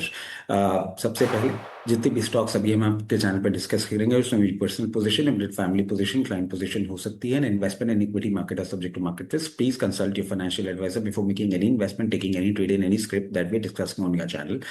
एक इंपॉर्टेंट अपडेट मैम ये है कि हमने एक शॉर्ट कवरिंग देखी है मार्केट्स में। यूएस मार्केट भी हायर लेवल्स पे क्लोज हुआ, और कल हमने भी सेकेंड हाफ में एक अटेम्प्ट किया था। बट अभी सिचुएशन ये है कि लेवल से ज्यादा इंपॉर्टेंट ये हो रहा है कि वॉर फ्रंट में डेवलपमेंट क्या हो रही है। और I have been continuously talking about it on your channel. एक बड़ा अपडेट ये है कि अभी तक हमने एरियल वॉरफेयर देखा था, और जो खुद फोर्सेस हैं, खुर्दिश फोर्सेस जिन्हें कहते हैं, वो कहीं ना कहीं अब बातें आ रही हैं कि इजराइल और यूएस की बैकिंग से एक्टिवेट होने वाली हैं। तो ये एरियल वॉरफेयर जो है अब ये गुरिल्ला वॉरफेयर तक भी जाने का दमखम रखता है। तो मार्केट्स आज आपको एक रिस्पाइट दे रहे हैं। कंटिन्यूसली हम जो बोलते हैं कि हायर लेवल्स पे आपको सेलिंग कर लेनी चाहिए, एग्जिट करनी चाहिए पोजीशन, आज वही एक दिन है। जितना ऊपर के लेवल पे मिले, आपकी जो पोजीशंस फंसी हुई हैं, ट्राई एंड एग्जिट। जहां तक बात है कॉल्स की, पेट्रोनेट एलएनजी ये इन लेवल्स पे खराब लग रहा है। 280 लेवल्स पे ट्रेड कर रहा है। स्टॉप लॉस 288, टारगेट 268 का होगा। इसके साथ साथ कोल इंडिया एनर्जी क्राइसिस हम देख ही रहे हैं जिस तरीके से बन रही है। ऑल्टरनेट एनर्जी कोल इंडिया का बहुत अच्छा सपोर्ट रहेगा। 435 पे चल रहा है।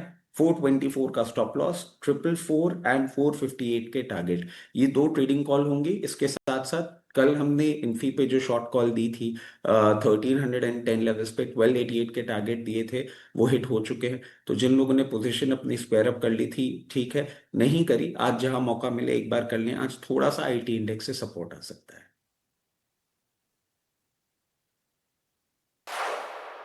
तो चलिए रचित की तरफ से ये राय फिलहाल हमें मिलती हुई। इस बीच IEX के स्टॉक को एक बार पुलअप करते हैं। अंशुल, आपसे एक टेक जानना चाहेंगे। कंपनी का फरवरी बिजनेस अपडेट आया है। इलेक्ट्रिसिटी ट्रेडिंग में मजबूत ग्रोथ देखने को मिली है। कुल इलेक्ट्रिसिटी ट्रेडिंग वॉल्यूम्स की अगर बात करें, करीब 30% का इजाफा यहां पर नजर आया है। पावर मार्केट में मजबूत डिमांड है और भारत में बिजली खपत जो है वो करीब 2% बढ़ी भी है। ये क्वार्टरली अपडेट इनफैक्ट फरवरी बिजनेस अपडेट है, और इस अपडेट के तहत स्टॉक में मूवमेंट आज शायद नजर आए, लेकिन कल के सत्र में 2-2.5% की गिरावट थी। क्या कहते हैं IEX के टेक्निकल्स अकॉर्डिंग टू यू? 8 हफ्ते में 39% करेक्ट होने के बाद से एक बेरिश फ्लैग बना था वीकली पे, जो ऑलमोस्ट 24 वीक्स चला था, और 131.3 पे ब्रेकडाउन था। अभी करंट पे 4 डाउन डेज हो चुके हैं, तो एक पुल बैक जरूर आ सकता है 20 डे मूविंग एवरेज 124 126 की जोन तक। बट ओवरऑल वीक है। जो बेरिश फ्लैग है उसका टारगेट खुला हुआ है 110 के आसपास। तो पोस्ट अ पुल बैक टुवर्ड्स 124 126 जोन, ये वापस से 110 के लेवल से अप्रोच करेगा। तो सेल ऑन रैलीज वाला कैंडिडेट है अनटिल अनलेस 132 तोड़ के ऊपर क्लोज करना स्टार्ट करे, तब तक हर रैली पे स्टॉक को बेचना चाहिए। 110 इनिशियल टारगेट रहेगा। ठीक है, ये सलाह IEX पर। आगे बढ़ेंगे और अब बात करेंगे वोडाफोन आइडिया की। यहाँ पर देखिए इकरा ने क्रेडिट रेटिंग अपग्रेड कर दी है कंपनी की। BBB- से बढ़ाकर BBB+ की रेटिंग यहाँ पर अपग्रेड करके दी है। रचित, वोडा आइडिया के चार्ट्स किस तरह से नज़र आ रहे हैं? लगातार खबरों में तो बना रहता ही है और देखिए एक महीने में काफ़ी ज़्यादा गिरावट निचले स्तरों पे ज़्यादा जाता हुआ 11% से ज़्यादा टूट चुका है। अब रेटिंग अपग्रेड किए इकरा ने, क्या आज के दिन कोई पॉजिटिव दिख सकता है हमें वोडा आइडिया के लिए? देखिए प्रैक्टिकली ये बात आपका कहना बिल्कुल सही है कि बहुत करेक्ट हो चुका है क्योंकि एक फ्यूल मिसिंग है। We have been continuously talking about it. एजेआर न्यूज या कोई भी ऐसी पॉजिटिव न्यूज अभी नहीं आ रही है। ये एक री रेटिंग वाली जो न्यूज है, इससे आपको थोड़ा सा रिस्पाइट जरूर देखने को मिल सकता है, बट क्या एक टर्न अराउंड या एक बहुत बुलिश ट्रेंड डेवलप होता हुआ दिखेगा, ऐसा नहीं लगता। जिस तरीके से पोजिशन है, हो सकता है 10 रुपए 40 पैसे, 10 रुपीज 40 पैसे तक आपको मूवमेंट करता हुआ एक बार दिखा दे, और लोअर एंड पे कहीं ना कहीं डाउनवर्ड मूवमेंट जो है वो हो सकता है 9 रुपए 60 पैसे तक आपको अरेस्ट होता हुआ दिखे। बहुत ज्यादा मूवमेंट नहीं, अभी भी रेंज बाउंड मूवमेंट में ही ये रहेगा। रेंज बाउंड मूवमेंट में ही दिख सकता है वोडा आइडिया, ये सलाह रचित की तरफ से। आगे बढ़ेंगे और एचयूएल की बात करेंगे। यहाँ पर भी खबर है, वेलबींग न्यूट्रिशन में करीब 19% से ज़्यादा की हिस्सेदारी कंपनी ने बेची और डील वैल्यू करीब 307 करोड़ की यहाँ पर हुई है। एचयूएल लगातार देखिए पिछले 6 महीनों से भी डाउन ट्रेंड में बना हुआ है। यहाँ पर एक महीने की बात करें तो भी 4% की गिरावट निचले स्तरों पर जाता हुआ। कुणाल, एचयूएल के चार्ट्स किस तरह से नज़र आ रहे हैं और एफएमसीजी पैक की बड़ी कंपनी है, क्या इन लेवल्स पर अट्रैक्टिव नज़र आ रही है आपको? वेल, एफएमसीजी में एचयूएल की बात करें, यस डेफिनेटली लीडर है एफएमसीजी में। 2260 के अराउंड ये स्टॉक का क्लोजिंग है और पिछले लगातार कई दिनों से ये स्टॉक डाउन ट्रेंड में ट्रेड कर रहा है। नो डाउट पिछले कुछ महीनों से ये स्टॉक एक रेंज बाउंड मोमेंटम में ही है। लोअर लेवल पे 2250 और ऊपरी लेवल पे 2450 के लेवल के बीच में ही ट्रेड कर रहा है। लेकिन ये एक ऐसा स्टॉक बन चुका है यहाँ पे अभी किसी को कोई खास रिटर्न देखने को नहीं मिल रहा है, क्योंकि आप larger degree time frame chart देखिए तो लगातार पिछले 5 साल से ये स्टॉक एक ही रेंज में ट्रेड कर रहा है। लोअर लेवल पे 2050 और ऊपरी लेवल की बात करें तो 2700, इसी रेंज में ये स्टॉक घूम रहा है। तो कोई खास रिटर्न ये स्टॉक ने जनरेट करके नहीं दिया अभी तक ना। बात करें प्रेसिडेंट लेवल की तो थोड़ा सा अवॉइड कीजिए, क्योंकि इंटरमीडिएट जो बॉटम था 2275 उसके नीचे स्टॉक ने क्लोज दिया हुआ है और लाइकली चांसेस है यहाँ से फर्दर स्टॉक गिर सकता है। और गिरने में ये स्टॉक 2245, और अगर इस बार अगर 2245 ब्रेक होता है तो 2200 तक के भी लेवल आपको ये स्टॉक दिखा सकता है। सो जो व्यू है यहाँ पे वो थोड़ा सा नेगेटिव साइड का है, इसको अवॉइड करके चलने की सलाह है। अगर 2200 आता है तो फिर आप वहां पे खरीदारी करके जा सकते हो। ओके, तो फर्दर डाउन साइड विजिबल नजर आती है। 2245 के लेवल्स के नीचे 2200 तक के स्तर भी देखे जा सकते हैं। उन स्तरों पर एक बार फिर से रिविजिट किया जा सकता है और फिर वहां पर कोई डिसीजन लिया जा सकता है एचयूएल में। इस बीच बाजार के जाने माने दिग्गज और मार्केट स्मिथ इंडिया के मयूरेश जोशी अब हमारे साथ जुड़ गए हैं। Mayuresh, good morning. Mansi this side, स्वागत है आपका 18 आवर स्वदेश पर। Escalating tensions in middle east जिसने बाजार को शनिवार से ही कह सकते हैं परेशान किया है। शुक्रवार के सेशन में बाजार में भारी गिरावट थी। मार्केट पार्टिसिपेंट्स एक्सपेक्ट कर रहे थे कि ओवर द वीकेंड कुछ ठीक ठाक हो जाएगा, लेकिन सैटरडे जब ये न्यूज आई उसके बाद से ट्रंकेटेड वीक है ये, लेकिन फिर भी रिलीफ नहीं था। आज सुबह शायद लग रहा है कि एटलीस्ट इंडिकेशंस ग्लोबल सेटअप से बेहतर हैं। ऐसे में लगातार एक्सपर्ट्स का ये कहना है कि सिलेक्टिव बाइंग करनी है, स्टॉक पिकिंग मार्केट्स हैं। क्या आप देखते हैं हिडन वैल्यू और स्ट्रॉन्ग ग्रोथ पोटेंशियल? अगर हाँ तो क्या है आपका fundamental take on market? Morning Mansi. ये दो चीजें, I think how geopolitics will shape up, ये मुझे नहीं लगता किसी को भी ऑन ग्राउंड क्या हो रहा है वो पता है। और इसलिए आई थिंक ये डेवलपिंग और एक बहुत डायनामिकली डेवलपिंग सिचुएशन है। Having said that, I think जो इंडियन कॉन्टेक्स्ट में सबसे महत्वपूर्ण बात है in this geopolitical conflict is going to be oil. 40% of our oil comes through the Hormuz strait, और इसलिए आई थिंक जो गवर्नमेंट ऑफिशियल्स से हम बयान सुन रहे हैं, जो इन्वेंट्री आज इंडिया के पास है 25 दिनों की पेट्रोल और डीजल की, एलपीजी की, एलएनजी की, also for 3 to 4 weeks. I think अगर ये एस्केलेशन एक शॉर्ट टर्म एस्पेक्ट में वाइंड अप हो गया तो इंडिया में बहुत ज्यादा फर्क पड़ेगा नहीं, और जो क्रूड की कीमतों में एक उछाल देखा गया है वहां में क्विक रिट्रेसमेंट भी शायद देखा जाएगा। दूसरा, I think we are also hearing of media reports, कहाँ तक सच है पता नहीं, but Russia is expected to probably offer support in terms of 9.5 million barrels of crude. तो कहीं ना कहीं आई थिंक सपोर्ट फैक्टर जरूर है। और जैसे गवर्नमेंट कह रही थी कि जो 60% है in terms of diversification, I think that is somewhere where the supplies can probably increase अगर ये वॉर थोड़ी एस्केलेट है, एलोंगेट हुई। Third aspect in terms of our forex reserve, so we did a report in terms of earlier conflicts as well. और उभर के यही आ रहा था, अगर आप 99 देखे, if you probably look at all the earlier wars including Russia Ukraine, operation Sindhu, जो बहुत शॉर्ट लिव्ड थी और markets rebounded very very quickly. But even in terms of elongated wars, कहीं ना कहीं आई थिंक जो एक रिट्रेसमेंट फैक्टर रहता है या पुल डाउन या ड्रॉ डाउन फैक्टर रहता है मार्केट्स का, that is 8 to 10%. Nifty has probably retraced a large part of that, और इसलिए मुझे लगता है I think the markets will now take it in its stride जैसे डेवलपमेंट्स होंगे जियोपॉलिटिकल फ्रंट पे।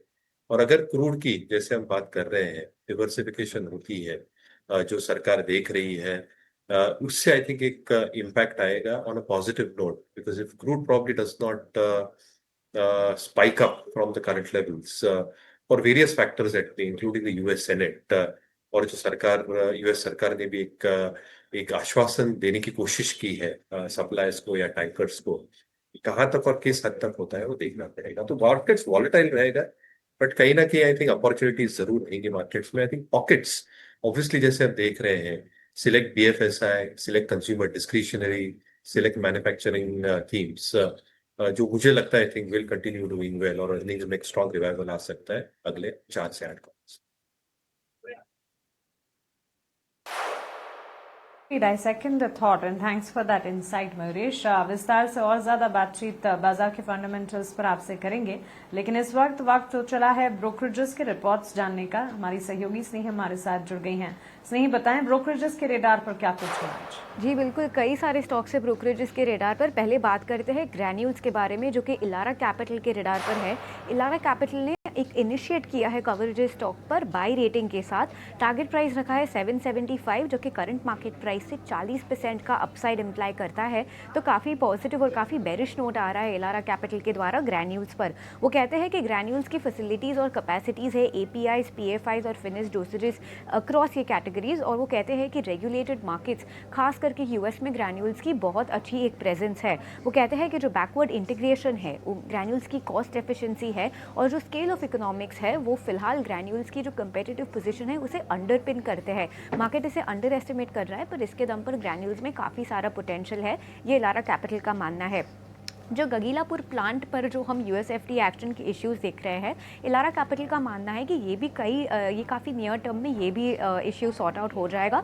और वो एस्टिमेट करते हैं high tin top line growth, लगभग 100 बिप्स का एक अपसाइड यहाँ पर वो टॉप लाइन ग्रोथ में एस्टिमेट करते हैं, और एबिटा मार्जिन में भी 100 बिप्स का एक अपसाइड एस्टिमेट करते हैं अगले 2 सालों में। तो ये था इलारा कैपिटल का नोट ग्रैन्यूल्स पर, काफ़ी बेरिश नोट। आगे बढ़ते हैं, सिटी का एक नोट आया है कोल इंडिया पर, काफ़ी बेरिश नोट ये वाला भी, क्योंकि उन्होंने एक 90 डे अपसाइड कैटलिस्ट वॉच शुरू किया है कोल इंडिया पर। जो नया टारगेट प्राइस उन्होंने रेस किया है वो है 430 रुपीज़, जो कि 415 रुपीज़ था। फिर भी ये जो करंट मार्केट प्राइस है 435 रुपीज़ कोल इंडिया का, उससे 5 रुपये कम है इनका नया टारगेट प्राइस। वो कहते हैं कि जो हायर ग्लोबल कोल प्राइसेस है वहाँ पर हम एक अपटिक देख सकते हैं। और वो कहते हैं कि जो मिडिल ईस्ट में सब टेंशन हो रहा है, उसके दम पर जो रिफाइनर्स है, जो गैस प्रोड्यूसर्स है, वो अब एलएनजी से कोल पर स्विच करेंगे, और इसका फ़ायदा कोल इंडिया को काफ़ी हद तक होगा। उन्होंने अपना ईपीएस एस्टिमेट FY 26, 27 और 28 के लिए भी बढ़ा दिया है। आगे बढ़ते हैं, मॉर्गन स्टैनली ने भारत फोर्ज पर एक नोट निकाला है, अपना ओवरवेट रेटिंग बरकरार रखते हैं।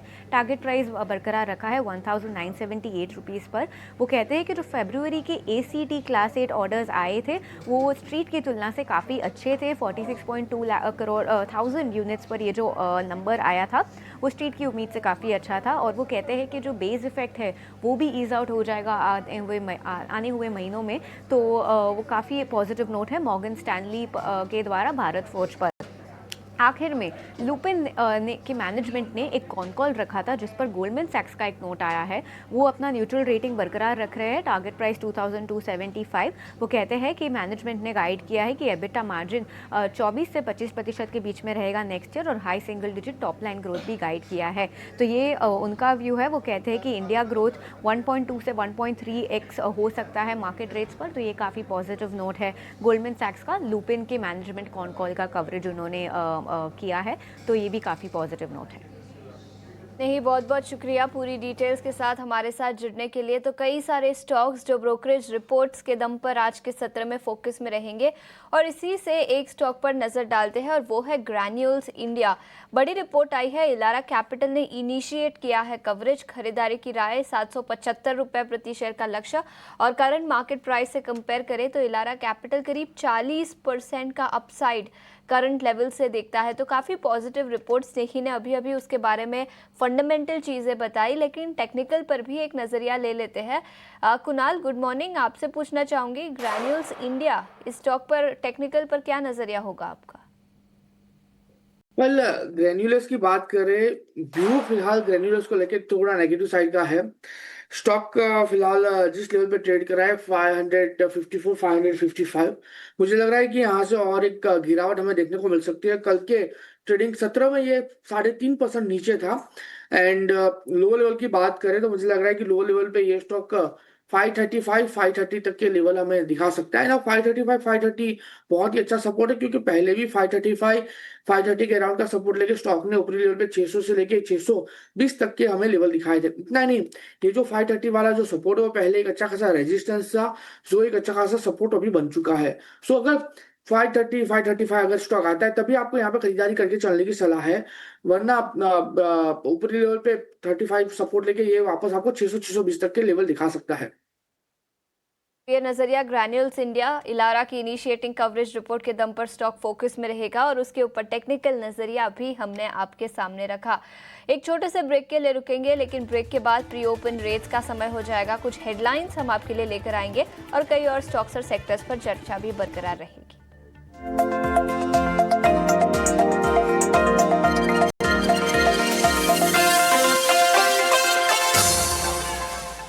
नमस्कार, मार्केट्स लाइव में आपका स्वागत है। आपके साथ मैं हूं मानसी दवे और मेरे साथ मेरी दोनों सहयोगी आशीषा अध्वर्यु और सृष्टि शर्मा जुड़ गई हैं। भारतीय बाजार के लिए आज ग्लोबल सेटअप बेहतर नजर आ रहा है और इस मजबूत संकेत के बीच क्या आज भारतीय बाजार की शुरुआत भी अच्छी होती दिखेगी या नहीं, इस पर है हमारी नजर। इस वक्त प्री ओपन लेवल्स को सेटल हो जाने देते हैं और अराउंड 9:08 पर एक बार फिर से हमारे एक्सपर्ट से समझेंगे उनकी स्ट्रैटेजी मार्केट पर इंडेक्स वाइज क्या है। 24,800 के लेवल्स तो एटलीस्ट नजर आ रहे, हो सकता है 350 अंकों की मजबूती पर निफ्टी खुल जाए, बैंक निफ्टी और साथ ही सेंसेक्स, वहीं छोटे मझौले स्टॉक्स इंडेक्सेस पर भी नजर रहेगी और लगातार खबरों के दम पर एक्शन आज के सत्र में जहां पर है उन तमाम स्टॉक्स पर हम बातचीत कर रहे हैं। ब्रोकरेजेस के रिपोर्ट्स पर भी फोकस है हमारा। मयूरेश जोशी, अंशुल, कुणाल परार हमारे साथ लगातार मौजूद हैं और रचित भी हमारे साथ। मार्केट एक्सपर्ट्स लगातार आपको हेल्प करने के लिए इस मार्केट में आपको स्ट्रैटेजी क्या बनानी है। इस बीच रचित, एक टेक आपसे समझना चाहूंगी बीएसई लिमिटेड के स्टॉक प्राइस पर। न्यूज फ्लोज आते हुए और exchange ancillary overall focus radar पर हैं, लेकिन बीएसई लिमिटेड की ही अगर बात करें यहां पर आज फोकस में रहेगा, क्योंकि सेबी से बीएसई सेंसेक्स नेक्स्ट 30 इंडेक्स पर डेरिवेटिव कॉन्ट्रैक्ट लॉन्च करने की मंजूरी मिली है। क्या लगता है बाजार खुलने के साथ साथ बीएसई लिमिटेड के स्टॉक प्राइस पर किस तरह की रणनीति होनी चाहिए? देखिए, आज बाजार का थोड़ा सा सपोर्ट है और न्यूज़ भी थोड़ी सी पॉजिटिव है, तो अपसाइड मूवमेंट ज़रूर देखने को मिलना चाहिए। और 26 27 लेवल्स पे अभी ये ट्रेड कर रहा है। हो सकता है ड्यूरिंग द डे एक बार हमको 2768 2778 लेवल्स तक जाता हुआ दिखे। और इसमें मैं एक ही चीज सजेस्ट करूंगा, जिन लोगों ने पोजीशन लोअर लेवल पे ले रखी है, अगर वो प्रॉफिट बुकिंग करना चाहें तो ये सही समय होगा, क्योंकि हम स्टार्टिंग से ही बोल रहे हैं ऐसे ही दिन होते हैं जब आपको प्रॉफिट बुकिंग कर लेनी चाहिए। और जैसे ही मार्केट वापस अपना जो नॉर्मल अभी मूवमेंट कर रहा है डाउन साइड का वो चालू करेगा, फिर आपको ये वापस 2500 और 2500 के बाद 2360 तक भी आता हुआ दिख सकता है। ऑलराइट, तो चलिए प्री ओपन में वैसे करीब 3.5-4% की तेजी के साथ खुलने की तैयारी करता हुआ बीएसई लिमिटेड। मयूरेश, एक एक्सचेंज एंसलरी पर ओवरऑल प्लेटफॉर्म स्टॉक्स पर आपसे जानना चाहेंगे। बीएसई लिमिटेड पर तो अगर नजरिया बन रहा है तो बताइएगा ही, लेकिन साथ ही MCX, CAM, CDSL and yes Groww भी। पिछले हफ्ते ही ग्रो की एक मीट थी, ग्रो नेक्स्ट, जहां पर वो अपने आने वाले इनोवेशंस के बारे में बात कर रहे थे और सीधे तौर पर एआई आधारित निवेश प्लेटफॉर्म यहाँ से आगे किस तरह से ग्रो प्राइम और नए advance portfolio health check procedures का वो विस्तार करने जा रहे हैं, साथ ही किस तरह से नए टूल्स से फैमिली इन्वेस्टमेंट मैनेजमेंट को दुरुस्त बनाने जा रहे हैं, इस पर बातचीत हो रही थी। काफी इंटरेस्टिंग था और ताजा जेपी मॉर्गन की रिपोर्ट को अगर माने तो करीब 30% अपसाइड देख रही है ये रिपोर्ट। ओवरऑल एक्सचेंज एंसरीज की चाल और कुछ पिकअप अगर वहां से आप कर रहे हैं तो structurally I think this story still has a lot of steam, Mansi, क्योंकि आज तक भी आई थिंक जो पेनिट्रेशन है equity market direct participation is very very miniscule. Indirect participation भी through SIPs and other mechanisms, उस पे भी आई थिंक अच्छा खासा स्कोप है if you compare the western world. और इसलिए I think over the next few quarters और वर्षों में जैसे फाइनेंशियलाइजेशन ऑफ सेविंग्स की ये जो पूरी थीम और खेमा है, इसमें एक जबरदस्त वृद्धि देखी जाएगी। Obviously all the players within the ecosystem are going to benefit significantly.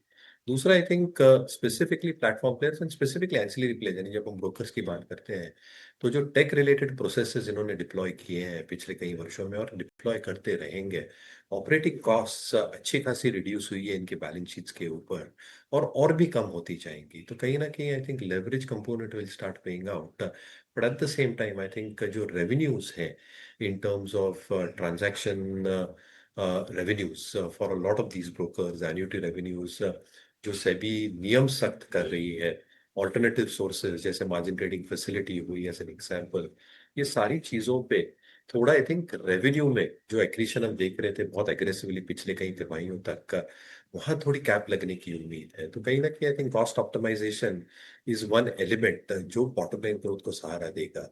और इसलिए मुझे लगता है आई थिंक ये थीम प्रॉब्लली स्ट्रक्चरली अभी भी स्ट्रांग है, but at this point of time मुझे लगता है I think asset management companies और वेल्थ मैनेजर्स थोड़े बेटर प्लेस्ड हैं दो वजह से। एक, I think the number of wealthy households Indian context में डबल होने की उम्मीद है in the next 3 to 4 years। और जैसे आई थिंक एक सर्टन थ्रेशोल्ड ये क्रॉस करेंगे, प्रोफेशनल्स की जरूरत लगेगी आपको to manage your money in a certain way and diversifying your money as well, not just in equities but other asset classes as well। और दूसरा I think in terms of expectations जो existing flow है ये maintain और continue रहेगा growing at an accelerated pace. ये obviously asset management companies के overall pool को हेल्प करेगा, क्योंकि जितनी इन्होंने कॉस्ट इनकर की है आई थिंक इंक्रीमेंटली जितने फ्लोज आते रहेंगे वो कॉस्ट को ज्यादा बढ़ाएंगे नहीं, बट बॉटम लाइन को जरूर बढ़ा सकते। At this juncture, हमें लगता है I think asset managers and asset management wealth managers and asset management companies within the capital market की make better theme play out हो सकती है। ठीक है, तो ये नज़रिया कुछ एक्सचेंज रिलेटेड स्टॉक्स और कई सारे सेक्टर्स पर हमने चर्चा की मयूरेश के साथ, लेकिन इस बीच नौखे नवरत्न का समय हो चुका है और रविंदर अब हमारे साथ जुड़ चुके हैं। रविंदर, बताएं कौन से वो स्टॉक्स होंगे 9 जहां पर सबसे ज़्यादा एक्शन आज के सत्र में नज़र आ सकता है? जी बिल्कुल, आज के नवरत्न में सबसे पहले हम शुरुआत जो क्रूड सेंसिटिव स्टॉक्स हैं उनसे ही शुरुआत करते हैं। यहाँ पे पिछले कुछ टाइम से ये सभी स्टॉक काफ़ी फोकस में, यहाँ पे मिडल ईस्ट में जो कॉन्फ्लिक्ट चल रहा है उसके चलते, तो यहाँ पे आज भी ये स्टॉक फोकस में रख सकते हैं। यहाँ पर ब्रेंट क्रूड जो है $83 पर बैरल के आसपास यहाँ पे ट्रेड कर रहा है और 2% का यहाँ पे उछाल देखने को मिला ब्रेंट क्रूड पर, जिसके चलते OMC स्टॉक्स, पेंट्स और टायर कंपनीज पर जो है नेगेटिव इंपैक्ट देखने को मिल सकता है। दूसरे स्टॉक की बात करें तो यहाँ पे गुजरात गैस भी फोकस में रह सकता है, जहाँ पर गुजरात गैस ने अपने इंडस्ट्रियल यूजर्स के साथ गैस सप्लाई एग्रीमेंट पर फोर्स मेजर क्लॉज इन्वोक किया है कि जिसके चलते डेली कॉन्ट्रैक्टेड क्वांटिटी को रिस्ट्रिक्ट किया जा रहा है इफेक्टिव फ्रॉम March 6, 2026। और कंपनी ने कहा है कि ये जो एक्ट ऑफ वॉर है वो इंश्योरेंस कवर के अंडर नहीं आता जो उन्होंने लिया है। सो इसके चलते यहाँ पर गुजरात गैस आज फिर से फोकस में रह सकता है और प्री मार्केट में स्टॉक्स में जो है 3.5% के आसपास की यहाँ पे गिरावट देखने को मिल रही है।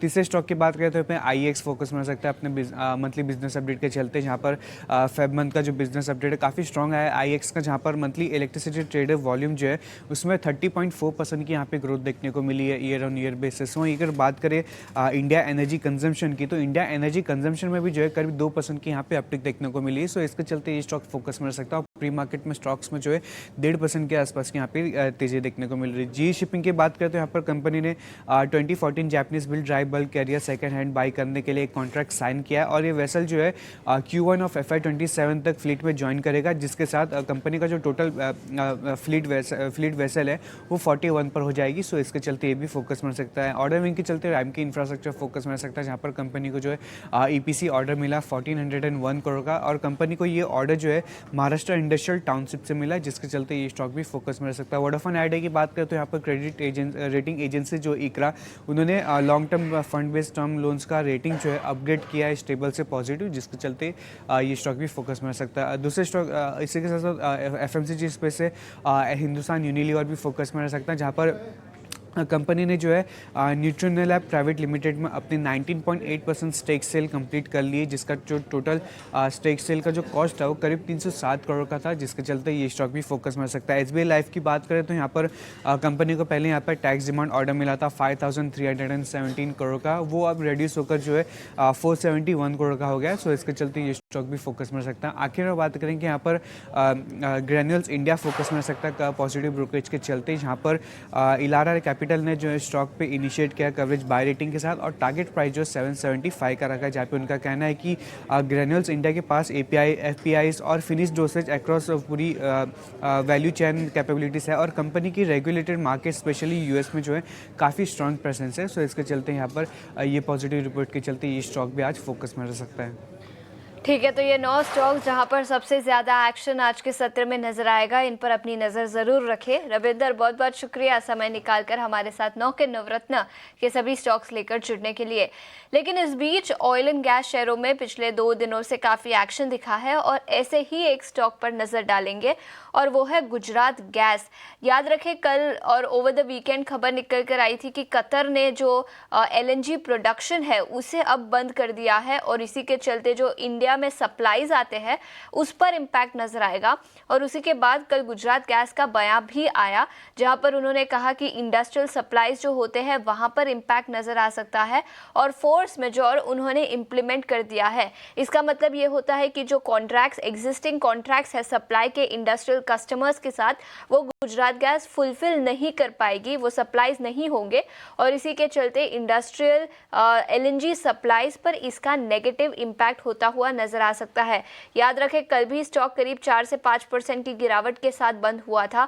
फाइनेंशियल इंपैक्ट अभी ढूंढना डिफिकल्ट है, बिकॉज कितने समय तक ये चलेगा ये डिफिकल्ट है आइडेंटिफाई करना, लेकिन अभी के लिए बड़ी नेगेटिव खबर निकल कर आई है सभी गैस कंपनीज के लिए। और गुजरात गैस याद रखें प्री ओपन में भी गिरावट के साथ कारोबार करता हुआ। रचित, आपसे पूछना चाहूँगी टेक्निकल्स पर क्या नज़रिया होगा गुजरात गैस, और गुजरात गैस ही नहीं इसके अलावा अगर कोई और गैस कंपनी अगर आप ट्रैक करते हो IGL, MGL, गेल, क्या राय होगी उन कंपनीज पर? देखिए क्लियर केस दिख रहा है ये जो पूरी की पूरी सिचुएशन डेवलप हुई है इवेंचुअली रेवेन्यू फिगर्स में भी हमको देखने को मिलेगा। जैसा कि आप बता रहे थे it is too difficult to understand कि कितना इम्पैक्ट आएगा, बट हाँ टेक्निकल लेवल्स पे हम देखें तो 50 डे और 200 डे मूविंग एवरेजेस के नीचे चल रहा है, अभी कहीं भी सपोर्ट लेता हुआ नहीं दिख रहा है। जो क्लोजेस्ट पॉसिबल सपोर्ट दिख रहा है वो 368 लेवल्स पे दिख रहा है। वहां पे अगर कहीं सपोर्ट लेके ये अपने आप को स्टेबल करने की कोशिश करता है तो रिवर्सल होगा। अगर वो लेवल्स भी ब्रीच हो जाते हैं तो आपको फर्दर डाउनसाइड पे 336 लेवल्स तक जाता हुआ दिख सकता है। इसके साथ साथ हम देखें जिस तरीके से बाकी गैस कंपनियां हैं, इंद्रप्रस्थ गैस ये कंटिन्यूसली अपने डाउनवर्ड मूवमेंट में ही है। फर्दर डाउनसाइड भी आपको आता हुआ दिखेगा, यहाँ पे रिस्पाइट नहीं दिख रही है। और मैं समझता हूँ जिस तरीके से ये पोजीशनड है कोई बड़ी बात नहीं है, आपको बहुत ही जल्द ये 128 से 134 लेवल्स दिखा दे। इसके साथ साथ MGL पे भी अगर हम नजर डालें तो MGL में भी क्लियर केस हायर लेवल से एक अच्छा सेलिंग प्रेशर हमने देखा है और फर्दर डाउनसाइड के लिए ये भी तैयारी में पूरी तरीके से बैठा हुआ है। और मैं समझता हूँ 1048 के पहले इसमें भी आपको कोई सपोर्ट नहीं दिख रहा। तो ये नज़रिया कुछ गैस कंपनीज कल के सत्र में फोकस में थी और आज भी यहाँ पर कमजोरी नजर आ सकती है। लेकिन इस बीच एटर्नल पर एक क्विक नज़रिया हम अंशुल जी से ले लेंगे। जोमैटो स्टॉक 1.5% की तेजी के साथ प्री ओपन में कारोबार करता हुआ, क्या राय होगी इस पर अंशुल? देखिए, इटर्नल और स्विगी दोनों पे हम कंटिन्यूअसली बेरिश रहे हैं। इटर्नल 305 से हम बेरिश हैं। 256 का पहला टारगेट कंप्लीट हुआ है, वहीं तक पुल बैक मिल सकता है और सेकंड टारगेट 221 का अभी भी ओपन है। किसी भी तरह का पुल बैक 256 तक मिलता है तो सेल ऑन रैलीज करना चाहिए। सेम इज विद स्विगी, यहाँ हम ऑल टाइम लो एक्सपेक्ट कर रहे थे जो कल के सेशन में बना है। पुल बैक मिल सकता है 316 320 जोन तक, वहां से वापस से फ्रेश 52 वीक क्लोज बनते हुए दिखेंगे। तो दोनों काउंटर्स सेल ऑन रैलीज के लिए एकदम तैयार है। जहां भी 10-20 डे मूविंग एवरेज में मिलते हैं, बेच के चलना चाहिए। ओके, सेलॉन रैलीज की राय या इटर्नल पर quick service restaurant play stocks पर नजर रखेंगे। जरूर करीब 1.5 से 2% की तेजी के साथ खुलने की तैयारी। बाजार बस खुलने को है और विदेशी बाजार से पॉजिटिव संकेतों के बीच क्या भारतीय बाजार में आज की शुरुआत बेहतर होती दिखेगी? अगर हाँ तो किस तरह के लेवल्स होंगे? क्या आईटी सेक्टर जैसे ग्लोबल आईटी सेगमेंट्स में अच्छी खासी मोमेंटम के बीच कामकाज दिखा? भारतीय आईटी स्पेस में भी इसी तरह के मूवमेंट्स टुवर्ड्स अपसाइड नजर आएंगे? लार्जर आईटी प्लेयर्स, छोटी मझौली आईटी कंपनियों पर क्या हमारे एक्सपर्ट्स का कन्विक्शन वापस से लौटता दिखेगा? इन तमाम सवालों के जवाब लगभग 1.5 मिनट में आपको मिल जाएंगे। 24,600 के पार खुलने की तैयारी करता हुआ निफ्टी, वहीं बैंक निफ्टी और सेंसेक्स पर भी नजर रखेंगे। हो सकता है 59,000 के पार बैंक निफ्टी में शुरुआत होती दिखे। निफ्टी आईटी इंडेक्स ऑलरेडी हम देख रहे हैं प्री ओपन में करीब 0.5% से 1% की तेजी परसेंटेज वाइज और 250 से 300% की तेजी 250 से 300 पॉइंट्स की तेजी पॉइंट वाइज नजर आ रही है। तो आईटी सेक्टर परफॉर्म करने की कोशिश आज जरूर करेगा। इस बीच बीएसई लिमिटेड और एक्सचेंज एंसिलरी प्लेटफॉर्म स्टॉक्स पर नजर रखिएगा जरूर। बाजार की मजबूत शुरुआत के साथ साथ मार्केट पार्टिसिपेशन जब बढ़ेगा तो एक्सचेंज एंसिलरी प्लेटफॉर्म स्टॉक्स भी बेहतरी दिखाएंगे। बीएसई लिमिटेड में तो न्यूज फ्लो भी है जिसके चलते फोकस रेडार पर रहेगा। कैम, सीडीएसएल, एमसीएक्स जैसे स्टॉक्स पर भी नजर रखें। SBI life tax demand cut जो है 417 करोड़ का फ्रॉम 5317 करोड़, हो सकता है कि एक न्यूज फ्लो के चलते इंपैक्ट टुवर्ड्स अपसाइड नजर आए। एसबीआई लाइफ के स्टॉक प्राइस पर फोकस रहेगा। Bharat forge Feb north America classic truck orders जो हैं जिसमें मंथ ऑन मंथ बेसिस पर हमने देखा है करीब 50% की तेजी देखने को मिली है। वहीं आईएक्सजी शिपिंग जैसे स्टॉक्स भी है जो कि खबरों के दम पर फोकस रेडार पर। बाजार की शुरुआत इस वक्त आप अपने स्क्रीन पर देख रहे हैं, जैसे एक्सपेक्टेड था पॉजिटिव शुरुआत, और इसी तरह से हम देख रहे हैं इंडेक्स वाइज आज positivity.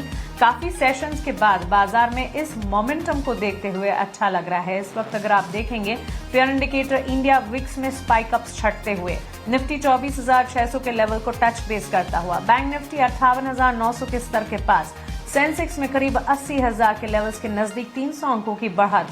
Broader markets mid cap और स्मॉल कैप पर भी नजर होनी चाहिए। मिड कैप में हम देख रहे हैं अच्छे खासे मोमेंटम के बीच 550 अंकों की बढ़त, 57,000 के पार कामकाज देखने को मिल रहा है। वहीं स्मॉल कैप स्पेस में भी न्यूज फ्लोज हम देखेंगे, स्टॉक वाइज मूवमेंट नजर आ रहे हैं। 1600 एडवांसेस के सामने महज 350 डिक्लाइंस हैं। लगभग 3 से 4 सेशंस के बाद हम देख रहे हैं कि बाजार की तस्वीर जो है बेहतर नजर आ रही है और एब्सोल्यूट बेसिस पर अगर आप देखें पॉजिटिव ज्यादा देखने को मिल रहे हैं रादर देन नेगेटिव, जहां पर 20-22% तक के स्पाइक अप्स कल के सत्र में फेयर इंडिकेटर इंडिया विक्स में नजर आए थे। आज इंडिया विक्स में सीधे 7 से 8% तक की गिरावट है, which in itself is a relief. Nifty के गेनर्स आपके स्क्रीन पर लेकर आते हैं। Bajaj finance, Shriram finance, LNT, Adani ports, coal India, Reliance जैसे स्टॉक्स हैं जहां पर हम देख रहे हैं पॉजिटिव नजरिया। Max health care, ICICI bank, InterGlobe aviation, Grasim, HDFC life, Tata consumer जैसे स्टॉक्स हैं ऑन द फ्लिप साइड जो गिरावट इस वक्त झेल रहे हैं। मेजर कंट्रीब्यूशन इस वक्त बाजार को कहां से मिल रहा है? Likes of L and T, Reliance, Bharti Airtel, Infosys, एमएनएम पर हम देख रहे हैं अच्छी मजबूती। आज सुबह कुणाल की तरफ से भारती एयरटेल पर उनकी राय भी थी, उन्होंने स्टॉक अपने रिकमेंडेशन में पहला शेयर दिया था। स्टॉक में पॉजिटिव मूव है। बिग बॉय रिलायंस जो कि कल बिकवाली झेल रहा था, अब आज वापस हम देख रहे हैं तेजी की तरफ बढ़ता हुआ।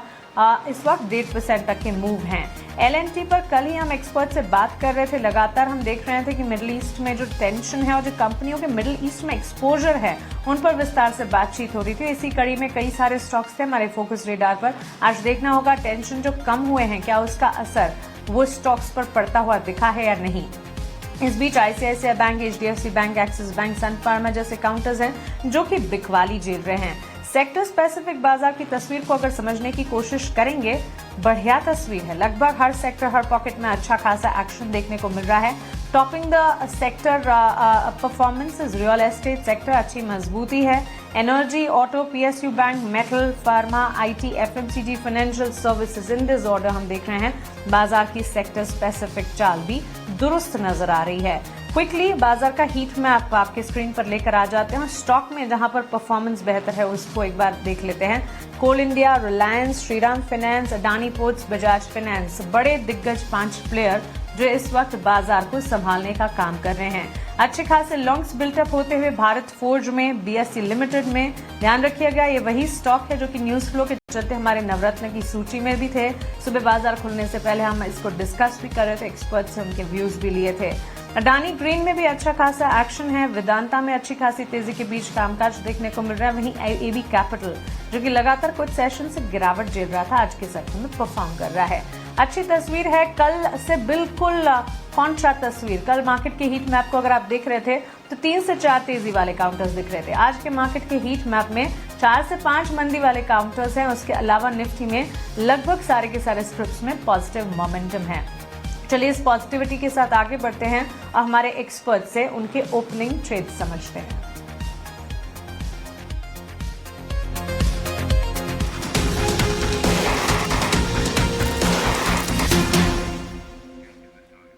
बाजार में अच्छी खासी तेजी और इस बीच ओपनिंग कॉल्स बताने के लिए हमारे साथ कई सारे मेहमान ऑलरेडी जुड़े हुए हैं।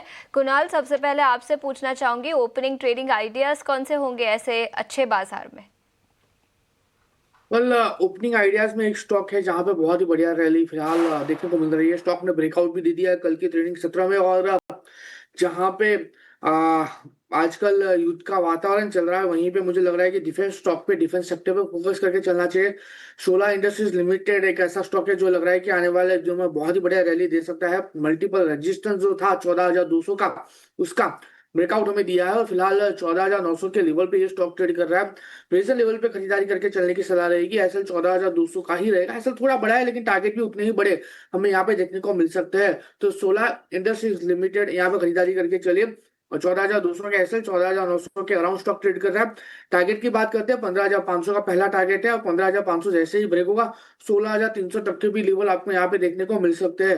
तो बहुत ही बढ़िया रैली का एक्सपेक्टेशन ये स्टॉक में रख सकते हैं। 14,200 14200 के एसएल के साथ यहाँ पे खरीदारी करके चलने की सलाह रहेगी। तो ये कुछ स्टॉक स्पेसिफिक आइडियाज आते हुए कुणाल से। अंशुल, आपके ओपनिंग कॉल्स कौन से होंगे आज? कौन से सेक्टर पर आपका नजरिया पॉजिटिव होगा? देखिए, पहले 4 अपडेट्स रहेंगे। एक यूपीएल सेल दिया था 423 में, 417 रुपए आ गया है, 6 रुपए मिल रहा है, बुक करना चाहिए। कल ओपनिंग ट्रेड में जेनटेक दिया था 1390 पे, 1453 हो गया है, 63 रुपीज का प्रॉफिट है, बुक करना चाहिए। मॉर्निंग में इंडस टावर दिया था, वहां पे 5.5 रुपए मिल रहा है, बुक करना चाहिए। इंडसइंड बैंक भी 935 हो गया है, यहाँ भी 8 रुपए मिल रहा है, बुक करना चाहिए। ओपनिंग ट्रेड में अब लेना चाहिए आपको डेटा पैटर्न से। यहाँ पे एक फ्लैग पैटर्न का ब्रेकआउट आ रहा है 3225, इस रेट पे बाई करना चाहिए।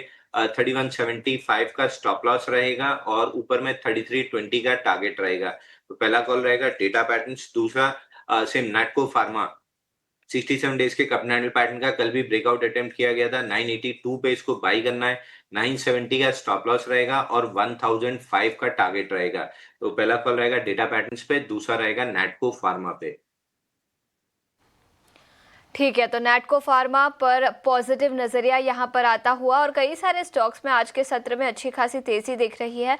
कोल इंडिया जैसे स्टॉक्स पर भी नजर डालेंगे। याद रखें दूसरे दिन लगातार यहाँ पर तेजी है और ग्लोबल मार्केट में क्रूड ऑयल प्राइसेस, कोल प्राइसेस बढ़ने की उम्मीद है और इसी के चलते कोल इंडिया में अच्छी खासी तेजी आज के सत्र में नजर आ रही है। रचित, आपके स्टॉक स्पेसिफिक आइडियाज? पहले अपडेट, आज ओपनिंग में कोल इंडिया की बाय कॉल दी थी और 444 का पहला टारगेट था। 447.90 का हाई रजिस्टर कर दिया है और जिस तरीके से मार्केट पोजीशनड है, अगर आपने इंट्राडे ट्रेड लिया था तो मैं कहूंगा एक बार बुक कर लें। रंग में भंग नहीं डालना चाहूंगा, बट हाँ जो दिख रहा है वो बोलना पड़ेगा। इन्फी पे मेरा सेल कॉल है, कल भी दिया था, टारगेट हिट हुआ था, आज वापस दूंगा। 1307 पे चल रहा है और क्लियर केस है, आईटी में वीकनेस आज बढ़ती हुई दिख सकती है और आज इंडेक्स ट्रैगर आईटी बन सकता दिख सकता है। 1288 का टारगेट होगा और 1328 का स्टॉप लॉस होगा। तो इन्फोसिस में होगी एक शॉर्ट कॉल।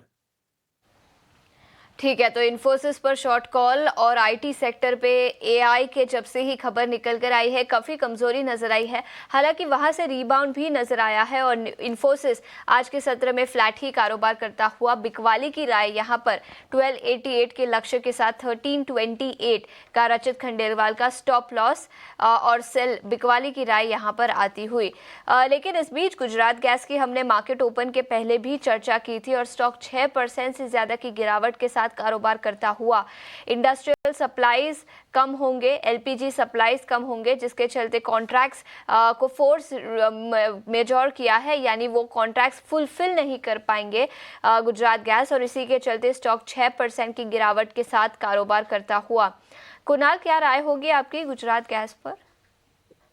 गुजरात गैस की बात करें, फिलहाल जिस हिसाब से स्टॉक में मोमेंटम देखने को मिल रही है, जिस हिसाब से स्टॉक अभी ट्रेड कर रहा है, आने वाले दिनों में यहाँ से और एक डाउनसाइड की मोमेंटम हमें देखने को मिल सकती है। स्टॉक फिलहाल 392 के अराउंड है, 6% नीचे है। नो डाउट कल के दिन में अच्छी खासी रैली हमें देखने को मिली, लेकिन कहीं ना कहीं वो रैली वॉश आउट होती हुई देखने को मिल रही है। लोअर लेवल की बात करें तो मुझे लगा है कि 378 377 का लेवल है जो स्टॉक में दिखा सकता है, और अगर 377 अगर ये स्टॉक ब्रेक करता है तो फिर लोअर लेवल पे 355 तक के भी लेवल ये स्टॉक दिखा सकता है। ओवरऑल व्यू गुजरात गैस को लेकर थोड़ा अवॉइड करके चलने का ही है। ठीक है, hold rather avoid category, watch list में रखा जाए स्टॉक को, ये राय मिलती हुई गुजरात गैस पर फिलहाल हमें। महेश, आप बताएं फंडामेंटली मार्केट को कैसे देख रहे हैं? आज लगभग सारे सेक्टर में अच्छा आउट परफॉर्मेंस है। Topping it all is real estate और एनर्जी। अच्छी मजबूती के बीच काफी दिनों के डाउन ट्रेंड्स के बाद रियल एस्टेट सेक्टर में वापस से हम देख रहे हैं तेजी का दौर, और रिलेटेड स्क्रिप्ट्स में अच्छा खासा एक्शन इस वक्त नजर आ रहा है। नहीं तो मेरे ख्याल से जैसे मैंने ओपनिंग रिमार्क्स में कहा था, कहीं ना कहीं आई थिंक मार्केट्स अभी भी वॉलेटाइल रहेगा, and it will still be in terms of कैसे जियोपॉलिटिकल न्यूज इवॉल्व होती है। ऑब्वियसली आई थिंक ये weekend is going to be extremely crucial equity markets के लिए। कितनी सिग्निफिकेंट डेवलपमेंट्स हम देखते हैं जियोपॉलिटिकल फ्रंट पे, and that will probably guide the markets going forward as well. तो मुझे लगता है I think real estate has been beaten down pretty badly. एक रिस्पाइट रैली उसमें देखी जा रही है, बट कहीं ना कहीं I think markets generally volatile ही रहेंगे इन माय ओपिनियन। कल के जो न्यूज़ फ्लो आ रहा था, कल जो सेनेट ने भी यूएस को एक मंजूरी दी, और जो एक्सपेक्टेशन हम सुन रहे हैं तो वेरियस मीडिया चैनल्स एक्सेट्रा, वहां से लग रहा है कि there will be some hope going forward as well, but कहाँ तक ये ट्रांसलेट होता है रियलिटी में ये देखना पड़ेगा अगले कुछ दिनों के लिए। तो मुझे लगता है आई थिंक आप वॉच लिस्ट जरूर बना के रखें। जैसे मैं कह रहा हूँ, सिलेक्टेड सेक्टर जहाँ पे हमने देखा है कि अर्निंग्स ग्रोथ Q3 में काफी शानदार रही है, और अगले कुछ तिमाहियों तक लग रहा है कि अर्निंग्स ग्रोथ बरकरार रहेगी, assuming that in the next few days and weeks this whole geopolitical mess will probably get over। और अगर ऐसा होता है तो आई थिंक ये चुनिंदा सेक्टर जैसे मैं कह रहा था, selective banks, NBFCs, consumer discretionary, selective manufacturing, selective infra names can continue doing well। मेरे हिसाब से आई थिंक वॉच लिस्ट बना के रखें, बट अग्रेसिवली मार्केट में जल्दबाजी ना करें, एक वेट एंड वॉच का अप्रोच रखें। बिल्कुल, that's a rational thought actually. और हाँ, आज के दिन की तेजी को देखते हुए अग्रेसिव डिसीजंस ना लें मार्केट में। अब भी वॉलेटिलिटी और कंटिंजेंट सिनेरियोज बरकरार रह सकते हैं। हमारे एक्सपर्ट्स जो राय और एडवाइस दे रहे हैं उससे बिल्कुल माने। कुणाल, भारतीय एयरटेल पर आपने एक टेक दिया था बाजार खुलने से पहले, आपका फर्स्ट ट्रेडिंग आइडिया था, उसे अगर रिविजिट करना चाहें तो शुरुआत तेजी के साथ हुई है, थोड़ा हल्का भी वहां से हुआ है, फ्रिजल आउट हुए गेन्स, और उसके अलावा एबी कैपिटल पर भी ब्रोकरेज के रिपोर्ट्स आए हैं, और ब्रोकरेजेस की अगर माने तो 380 तक के टारगेट्स एबी कैपिटल में नजर आ सकते हैं। पॉजिटिव रैशनल है और broad based growth, profitability improvement है, साथ ही लेंडिंग बुक में स्ट्रांग ग्रोथ जो है उसके चलते वेल पोजिशन नजर आ रहा है। क्या लगता है आपको एबी कैपिटल 380 तक के लेवल्स, या टेक्निकली आपके हिसाब से कहां तक जाएगा? सबसे पहले एबी कैपिटल की बात कर लेते हैं। 327 के अराउंड ये स्टॉक ट्रेड कर रहा है, एंड कल के दिन में एक अच्छी खासी गिरावट हमें देखने को मिली, लेकिन कहीं ना कहीं आज स्टॉक ने अपने आप को संभाला हुआ है। मेरा व्यू है कि इस लेवल पे खरीदारी करके चलने की सलाह रहेगी। लोअर लेवल पे देखने जाए तो 315 का काफी अच्छा सपोर्ट है, तो 315 का एक ऐसे मेंटेन करके यहाँ पे एक नई खरीदारी करके चलने की सलाह रहेगी। आने वाले दिनों की बात करें तो 340 का पहला टारगेट, और वो जैसे ब्रेक होगा आपको ऊपरी लेवल पे 360 का दूसरा टारगेट भी देखने को मिल सकता है। तो काफी अच्छा सपोर्ट है। एवी कैपिटल में प्रेजेंट लेवल पर खरीदारी करके चलने की सलाह है। नाउ भारतीय एयरटेल की बात कर लेते हैं। एक अच्छे खासे हाई स्टॉक ने बनाया है। मैं कहूंगा कि जो पोजीशन हमने बनाई उसको होल्ड करके चलने की सलाह रहेगी। इतना ही नहीं, जिन लोगों ने ऊपरी लेवल पे पोजीशन बनाई है उनको लॉस हो रहा है, तो मैं कहूंगा कि ये बहुत ही बढ़िया लेवल है, यहाँ पे पोर्टफोलियो में एवरेज करके चलने की सलाह है। क्योंकि स्टॉक ने जो सपोर्ट लिया हुआ है वो स्टॉक के दम पे ऐसा लग रहा है कि medium term to long term में ये स्टॉक अपने आप को 2200 तक भी लेके जा सकता है। तो व्यू डेफिनेटली भारतीय एयरटेल को लेकर पॉजिटिव साइड का ये जो पोजीशन बनाई है इंट्राडे के लिए या तो फिर पोजिशनर के लिए, उसको यहाँ पे एक बार होल्ड करके चलने की सलाह है, और पोर्टफोलियो में एवरेज करके भी चलने की सलाह रहेगी ये लेवल पे। ठीक है, तो ये नज़रिया भारतीय एयरटेल पर पोर्टफोलियो पर एवरेज करने की सलाह, होल्ड की रेटिंग यहाँ पर भारतीय एयरटेल पर आती हुई। लेकिन इस बीच कुछ और स्टॉक्स पर नज़र डालेंगे। नवीन फ्लोरिन 4% की तेज़ी के साथ कारोबार करता हुआ, इसके अलावा नैल्को में भी 3.5% की तेज़ी दिखी है। याद रखें पिछले कुछ दिनों से मेटल स्टॉक्स में काफ़ी वॉलेटिलिटी नज़र आई है और नैल्को आज के सत्र में 3.5% की तेज़ी के साथ कारोबार करता हुआ। अंशुल, क्या राय होगी इन दोनों ही काउंटर्स पर, नवीन फ्लोरिन और नैल्को? देखिए, नवीन फ्लोरिन में तो ब्रेकआउट आया था एट 6100 ऑड लेवल्स। लगभग 3 दिन में उसको रिटेस्ट करके आज ओपन लो के साथ चल रहा है, तो नवीन फ्लोरिन यहाँ से फ्रेश बाई करके चल सकते हैं। ऊपर में आपको 6650 तक के टारगेट मिल सकते हैं। वही नेशनल एल्यूमिनियम थोड़ा सा ओवर स्ट्रेस्ड है। Third day of up move है, एक स्विंग हाई 387 क्रॉस हुआ है, प्रोबेबली 392 393 तक जा सकता है, बट बहुत अच्छा कोई लॉन्ग पैटर्न नहीं समझ में आ रहा है। इससे काफी गुना अच्छा नवीन फ्लोरिन लग रहा है, तो वहां पे लॉन्ग पोजीशन देख सकते हैं। और 3 अपडेट्स रहेंगे। डेटा पैटर्न्स ओपनिंग में दिया था 3225 पे, 3265 का हाई बना है, यहाँ पे प्रॉफिट बुक करना चाहिए। कल ओपनिंग में एस्ट्रल 1610 में बाई दिया था, 1667 का हाई बना है, यहाँ पे प्रॉफिट बुक करना चाहिए। और एक 2 दिन पहले का कॉल ओपन है आनंद राठी का 3150 पे, यहाँ भी 3199 का हाई बना है, यहाँ पे भी प्रॉफिट बुक करना चाहिए। तो इन 3 चीज में प्रॉफिट बुक करके नवीन फ्लोरिन में शिफ्ट कर सकते हैं। 300 350 रुपए की अपसाइड आपको आराम से देखने के लिए मिल सकती है।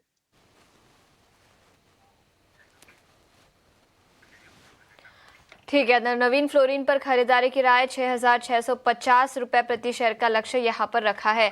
लेकिन इस बीच हमारे साथ गौरव शर्मा भी जुड़ चुके हैं। गौरव जी, बहुत बहुत शुक्रिया समय निकाल कर ईटी नाउ स्वदेश पर आज सुबह हमारे साथ जुड़ने के लिए। सबसे पहले आपके स्टॉक स्पेसिफिक आइडियाज दे दीजिए। ओपनिंग कॉल्स कौन से होंगे आज के सत्र के लिए? Hi, morning. Thanks for having me today. बाजार को देखते हुए हमने जो 2 शेयर चुने हैं, फर्स्ट है सोलार इंडस्ट्रीज। एक बहुत ही शानदार ब्रेकआउट देखने को मिला है इसके अंदर। साथ ही साथ में अगर इसकी प्रीवियस परफॉर्मेंस की भी बात करूं तो स्टॉक के अंदर कोई खासी गिरावट नहीं आई, it just consolidated, which is also positive sign. Therefore एक करंट लेवल पे ये स्टॉक एक अच्छा बाय लग रहा है मुझे। स्टॉप लॉस रखना चाहिए 14,200 के करीब, और 15,250 तक के मैं इमीडिएट नियर टर्म में टारगेट एक्सपेक्ट कर रहा हूँ इन the next coming 2 to 4 trading sessions. जो दूसरा स्टॉक आज मुझे काफी इंप्रेस कर रहा है, जिसे मैं कल भी ट्रैक कर रहा था, दैट इज सेजिलिटी। 42 रुपए के भाव पे है। एक अच्छा रिवर्सल एक दिखाई दे रहा है यहाँ से स्टॉक के अंदर, काफी अच्छा स्ट्रॉन्ग सपोर्ट लेवल से बाउंस कर रहा है। आई फर्मली बिलीव 39 के स्टॉप के साथ इसे बाय करके हम 46 रुपए के टारगेट्स को एम कर सकते हैं आने वाले 1 से 2 हफ्ते में। ओके, तो ये नजरिया सेजिलिटी इंडिया पर 46 रुपये प्रति शेयर का लक्ष्य, खरीदारी की राय आती हुई इस स्टॉक पर। लेकिन इस बीच कई सारे सेक्टर्स पर तो एक्शन रहा ही है, लेकिन एक और स्टॉक्स पर नजर डालेंगे और वो है कोरोमंडल इंटरनेशनल। करीब 1.5% की गिरावट के साथ स्टॉक अभी 2100 के नीचे कारोबार करता हुआ। अंशुल, आपका कोई नजरिया कोरोमंडल इंटरनेशनल इस स्टॉक पर?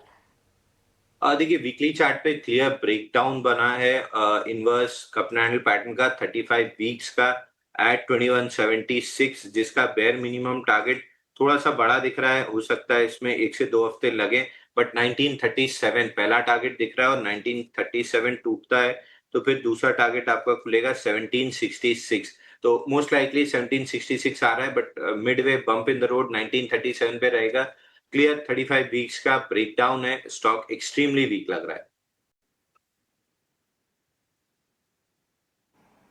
Okay, extremely weak Coromandel International फिलहाल यहाँ पर लगता हुआ। लेकिन अंशुल, बैंक्स एंड फाइनेंशियल्स पर क्या राय होगी? लार्जर बैंक्स और साथ ही छोटे मझौले बैंक्स से भी उम्मीदें काफी, और पिछले दिनों हमने देखा है वहां पर भी गिरावट का रुझान नजर जरूर आया था। यहां से आगे क्या आपको लगता है कि बैंक्स एंड फाइनेंशियल्स में कोई पर्टिकुलर स्क्रिप्ट है जिसे पिक करना चाहिए? अगर कोई पोजीशन है तो आज के लेवल्स को देखते हुए एक बार प्रॉफिट बुक के बारे में सोचना चाहिए। और देखिए, बैंकिंग ही एक लौता सेक्टर है जो बैंक निफ्टी को थोड़ा सा तेज कर सकता है, तो बैंकिंग में बाय ऑन डिप्स करना चाहिए। इंडसइंड बैंक क्लियरली पोजिशनड है जहां पे 1084 तक जा सकता है, तो इंडसइंड बैंक आपको देखना चाहिए on the dips. Axis bank भी एकदम एग्जैक्ट लेवल्स पे है जहां से 2 से 3 हफ्ते के लिए एक्यूमुलेट कर सकते हैं। 1338 का लेवल है जहां से बाउंस बैक करना था, कल वहीं पे टेस्ट करके बाउंस बैक कर रहा है, इसको एक्यूमुलेट करना चाहिए 1400 1440 तक के लिए। एचडीएफसी बैंक थोड़ा सा 19-20 की कैटेगरी में चल रहा है, but almost at the bottom है। कल भी खराब न्यूज के बाद, विजिल ब्लोअर की न्यूज के बाद भी ओपन लो खुला और कोई भी फॉलो थ्रू सेलिंग नहीं रही, तो इन्वेस्टर्स एचडीएफसी बैंक को एक्यूमुलेट कर सकते हैं। ट्रेडर्स एक्सिस बैंक और इंडसइंड बैंक पे फोकस करें। पीएसयू बैंक में थोड़ी सी रैली ओवर स्ट्रेच्ड है, तो 3 to 4 वीक्स की कंसोलिडेशन अगर मिलती है तो वहां पे वापस से Maharashtra bank, union bank, bank of India और आईडीबीआई में फिर से मौके बनेंगे, बट थोड़ा सा समय 3 से 4 हफ्ते पीएसयू बैंक्स को चाहिए कंसोलिडेट करने के लिए। ठीक है, थोड़ा समय देना होगा, लेकिन परफॉर्मेंस वापस से लौटती हुई दिखेगी जरूर। कुणाल, ये north America class 8 truck orders की अगर बात करें, फरवरी मंथ ऑन मंथ बेसिस 47% के मूव्स थे, ईयर ऑन ईयर बेसिस 159% के मूव्स थे। Bharat forge, Balkrishna industries, MM forging जैसे शेयर्स हैं जो कि इसके चलते फोकस रेडार पर थे।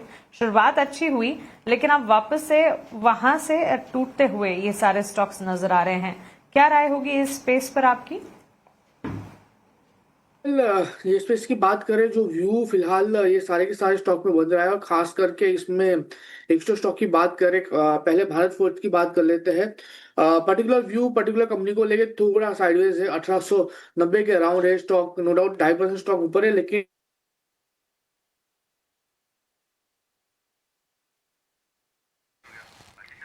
ठीक है, भारत फोर्ज पर ये नज़रिया आता हुआ हम फिर से एक बार कनेक्ट करने की कोशिश करेंगे हमारे मेहमानों के साथ, लेकिन इस बीच एक और स्टॉक पर नज़र डालेंगे और वो है रैमकीज इंडिया।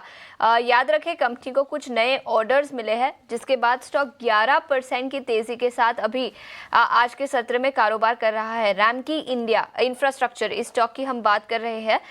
कंपनी को कुछ नए ईपीसी एग्रीमेंट से प्रोजेक्ट्स मिले हैं। महाराष्ट्र इंडस्ट्रियल टाउनशिप से 13% की तेजी के साथ 490 के आसपास स्टॉक कारोबार करता हुआ 1400 करोड़ का ये कॉन्ट्रैक्ट है। कंपनी ने कहा है कि 930 दिनों में ये कंप्लीट होता हुआ नजर आएगा। तो बड़ा प्रोजेक्ट है, लार्ज स्केल अपॉर्चुनिटी है कंपनी के लिए, और इसी के चलते स्टॉक में अच्छी खासी तेजी आज के सत्र में नजर आ रही है। कुणाल, छोटा स्टॉक है लेकिन फिर भी टेक्निकल पर कोई व्यू आपका रैमकी इंफ्रास्ट्रक्चर पर? रैमकी इंफ्रा की बात करें, 485 के अराउंड ये स्टॉक ट्रेड कर रहा है। आज के दिन में देखने जाए तो मोमेंटम काफी अच्छी है रैमकी इंफ्रा की, और व्यू फिलहाल रैमकी इंफ्रा को लेके पॉजिटिव साइड का ये है, क्योंकि पहले भी स्टॉक ने ऊपरी लोअर लेवल पे 430 का सपोर्ट लिया था, उसके बाद स्टॉक में ऊपरी लेवल पे 503 और 503 के बाद और अच्छी खासी रैली हमें दिखाई दी। तो व्यू डेफिनेटली पॉजिटिव साइड का है। नई खरीदारी करके चलने की सलाह तो नहीं रहेगी, क्योंकि स्टॉक 12% ऊपर है, तो रिस्क रिवॉर्ड नई खरीदारी के लिए उतना फेवरेबल नहीं है। बट अगर पोजीशन बनाई हुई है हमारे व्यूअर्स ने, तो होल्ड करके चलने की सलाह रहेगी।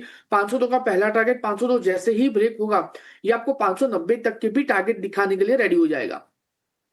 ठीक है, ये नजरिया रैमकी इंफ्रास्ट्रक्चर, छोटा स्टॉक है, 12.5% की तेजी, और इसी के चलते सिग्निफिकेंट मार्केट कैप एडिशन भी आज के सत्र में नजर आया है। तो काफी बड़ा ऑर्डर मिला है कंपनी को। मैनेजमेंट की कमेंट्री भी काफी पॉजिटिव है। उनका मानना है कि बड़ी अपॉर्चुनिटी है ये कंपनी के लिए, जिसके चलते होल्ड की रेटिंग अभी के लिए, और मार्केट कैप एडिशन आपके स्क्रीन पर 350 करोड़ का मार्केट कैप ऐड हुआ है, और केवल 3300 करोड़ के मार्केट कैप की ये कंपनी कंपनी है। लेकिन इस बीच जीई शिपिंग इस स्टॉक पर भी नजर डालते हैं। याद रखें ग्लोबल बाजारों में फ्रेट कॉस्ट बढ़ रहे हैं वेस्ट एशिया टेंशंस के चलते, और इसी के चलते कंपनीज के टॉप लाइन पर पॉजिटिव इंपैक्ट दिखता है।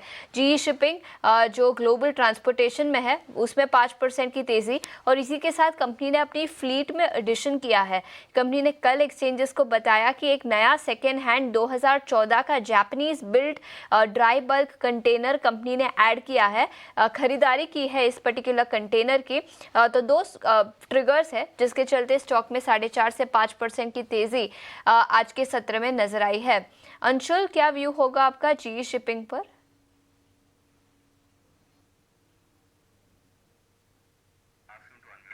अंशुल, अपना माइक प्लीज अनम्यूट कर दीजिए। So sorry. देखिए जी शिपिंग में 342 डेज का एक अप हैंडल पैटर्न का ब्रेकआउट आया है, और राइट साइड में हैंडल जो था वो एक फ्लैग पैटर्न था। आज ब्रेकआउट बना है गैप के साथ 1364 पे। 1500 का पहला टारगेट रहेगा। मिडवे ऑल टाइम हाई 1470 पे एक बार छोटा सा बम्प इन द रोड है, बट 1500 का टारगेट ओपन अप होते हुए दिख रहा है। तो जी शिपिंग में चाहे तो यहाँ से फ्रेश लॉन्ग भी कर सकते हैं। स्टॉप लॉस आपका 1373 का रहेगा, और ऊपर में 1500 का टारगेट रहेगा। तो ठीक ठाक रिस्क रिवॉर्ड है, इस स्टॉक में लॉन्ग करके चल सकते हैं। दूसरा, 2 अपडेट और हैं जहाँ पे टारगेट्स हुए हैं।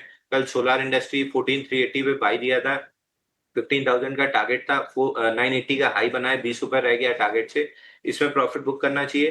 दूसरा, कल ओपनिंग कॉल में जेबी केमिकल दिया था, वहां पे 35 रुपए का प्रॉफिट बन रहा है, तो यहाँ पे भी प्रॉफिट बुकिंग करना चाहिए, और कैपिटल फ्री हो रहा है तो जी शिपिंग में जरूर कन्वर्ट किया जा सकता है। एब्सोल्युटली जी शिपिंग इनफैक्ट बाजार खुलने से पहले स्टॉक को हमने टच बेस किया था। सोलर इंडस्ट्रीज पर अंशुल की राय बिल्कुल सही और सटीक साबित होती हुई अच्छे खासे मूव्स, और वहां से हम देख रहे हैं इस वक्त एक बार एंट्री एग्जिट के बारे में भी सोचा जा सकता है। लेकिन इस बीच पोर्ट्स पर जेपी मॉर्गन की एक रिपोर्ट आई है। अडानी पोर्ट्स पर ओवरवेट टारगेट इनिशिएट किए हैं कुणाल। 1944 के लेवल्स ये रिपोर्ट एक्सपेक्ट करके चल रही है अडानी पोर्ट्स पर। 1458 के लेवल्स हैं। जेएसडब्ल्यू इंफ्रा पर भी ओवरवेट इनिशिएट किया है विद अ टारगेट ऑफ 310। इनका कहना है कि स्ट्रक्चरल ग्रोथ सेलिंग में नजर आएगी, एंकर्ड बाय ट्रेड ग्रोथ और policy support. High entry barriers और स्ट्रक्चरल प्राइसिंग पावर है जो कि एक ट्रिगर के तौर पर साबित होता दिखेगा इन कंपनियों के लिए। एफिशिएंसी गेन है, मॉडल शिफ्ट है, ये एडिशनल कैटलिस्ट का काम करेंगे। 1.5 से 2% की तेजी हम देख रहे हैं जेएसडब्ल्यू इंफ्रा के स्टॉक प्राइस में। ऊपरी स्तरों से थोड़ा सा हल्का हुआ है अडानी पोर्ट, लेकिन अब भी 2% की तेजी इसमें कायम है। क्या राय होगी आपकी?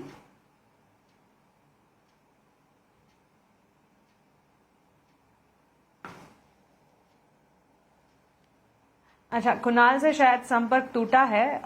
गौरव, hi, good morning. Same is the question for you. Port stocks पर Adani ports, JSW infra, brokerage reports positive हैं, इनिशिएट कर रहे हैं ओवरवेट टारगेट्स। आपकी राय क्या होगी?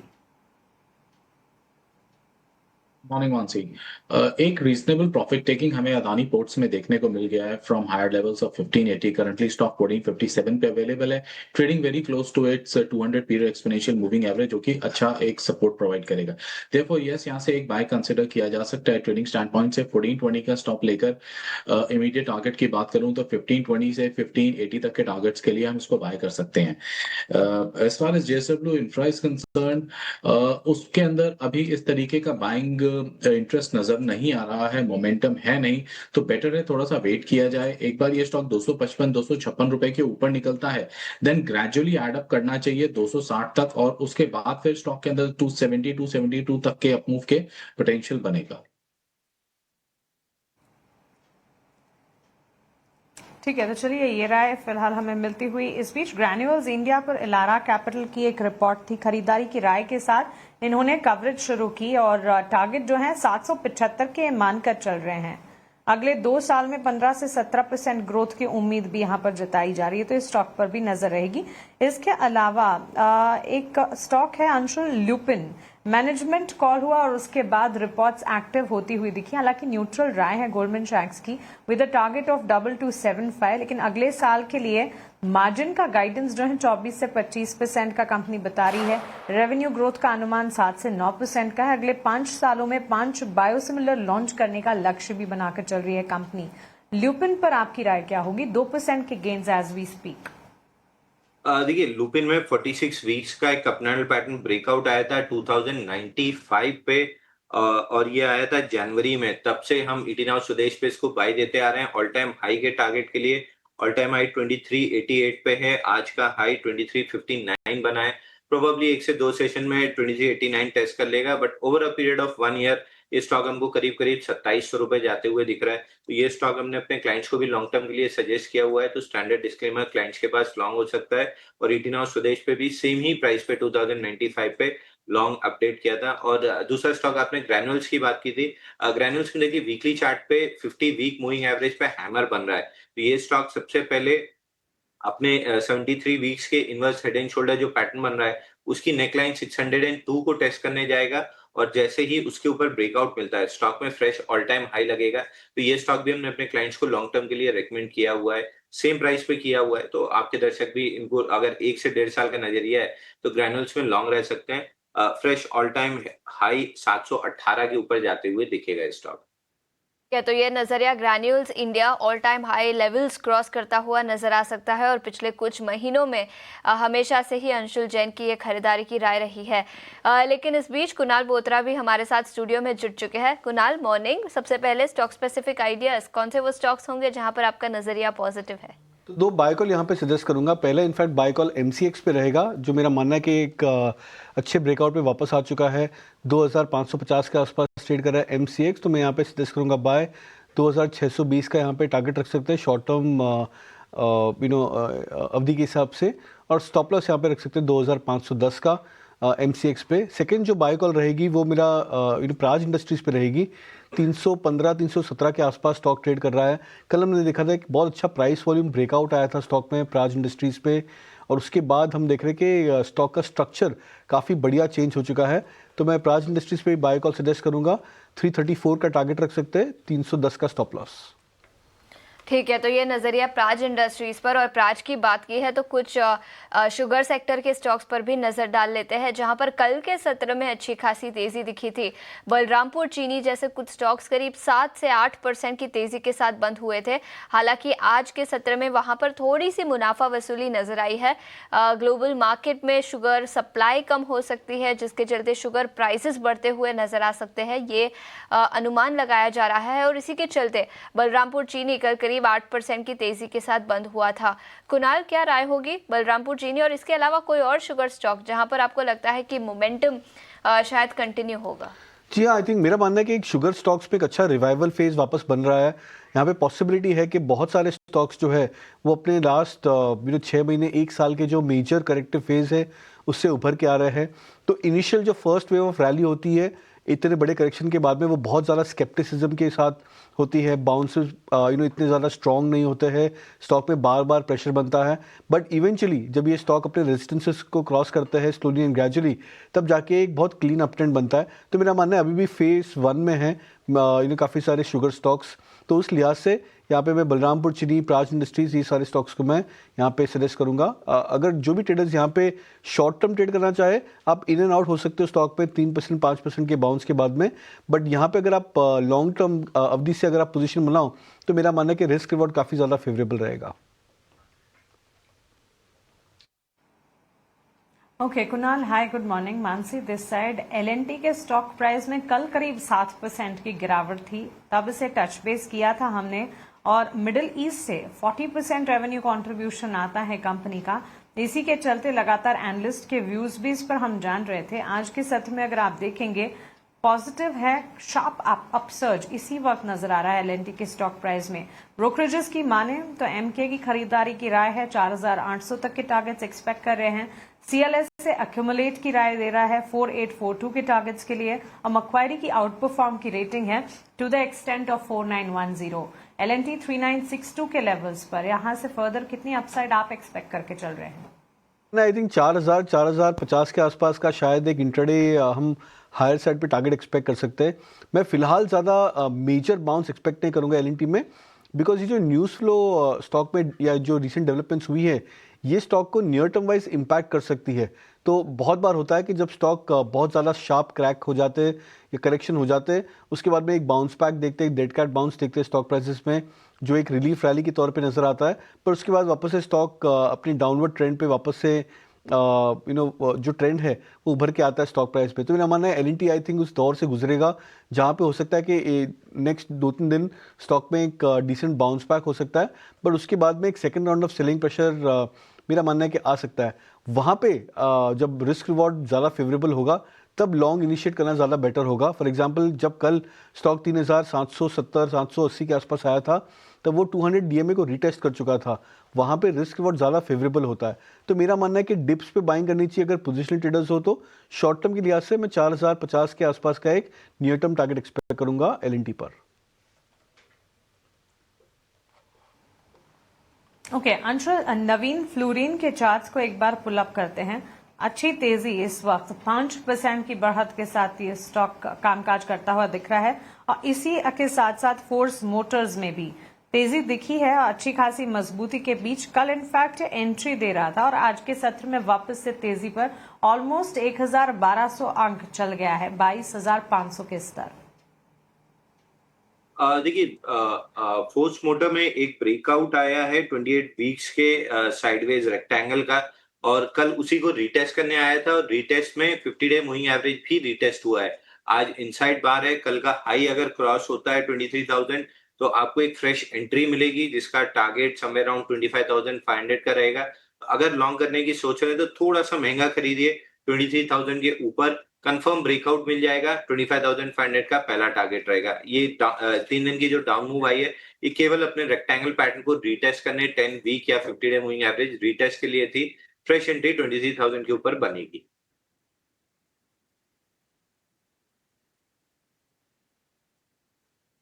uh, 25,000 तक के टारगेट्स एक्सपेक्ट किए जा रहे हैं। एब्सोल्यूट अपॉर्चुनिटी कल के सत्र में देख रहा था जब टूटा था ये स्टॉक, लेकिन आज वापस से तेजी की तरफ बढ़ता हुआ 5% के गेन्स यहां पर नजर आ रहे हैं और अच्छी तेजी के बीच यहां पर कामकाज एक्सपर्ट्स की अगर माने तो यहां से भी और ज्यादा तेजी और 25,000 तक के स्तर यहां नजर आ सकते हैं। गौरव, ऑयल रिफाइनर्स पर एक टेक आपसे जानना चाहेंगे। एमआरपीएल, चेन्नई पेट्रो ऊपरी स्तरों से बिकवाली का दबाव भी देख रहे हैं, लेकिन अभी भी 3 से 4% के गेन्स यहां पर इंटैक्ट है। मानसी, चेन्नई पेट्रो कल भी के सत्र में भी एक एक्सेप्शनल परफॉर्मर रहा था। अभी करंटली 1033 के भाव पे ट्रेड कर रहा है 3.5% के गेन्स के साथ। कल के सत्र में भी वॉल्यूम बैक बाइंग थी और आज भी हम इंटरेस्ट देख रहे हैं buying interest. Therefore I believe कि अगर इस स्टॉक के अंदर इंट्राडे में कोई भी डिप आता है तो उसे एक बाइंग अपॉर्चुनिटी के लिए कंसिडर करना चाहिए, स्पेशली ट्रेडिंग पर्सपेक्टिव से। स्टॉप लॉस भी नजदीक ही रहेगा, 975 का स्टॉप लगा के 1100 तक के हमें टारगेट्स इसमें एक्सपेक्टेड है। वो बाय ऑन डिप्स की सलाह रहेगी स्टॉक में। ठीक है, तो ये नजरिया गुजरात पेट्रो पर बाय ऑन डिप्स की सलाह यहाँ पर, चेन्नई पेट्रो और बाय ऑन डिप्स की सलाह यहाँ पर आती हुई 1030 के आसपास स्टॉक कारोबार करता हुआ और 3% की तेजी ऑलरेडी आज के सत्र में इस स्टॉक पर नजर आई है।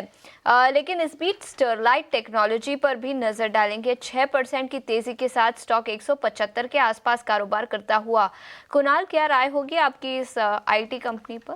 तो काफ़ी इंटरेस्टिंग चार्ट है स्टरलाइट टेक का, बिकॉज अगर हम लास्ट 2-2.5 महीने के आसपास का जो मूव देखे तो स्टॉक पे करीबन 100 से 175 का लेवल्स क्रॉस कर चुका है। उसके पहले स्टॉक ने एक अच्छा खासा करेक्शन कर चुका था।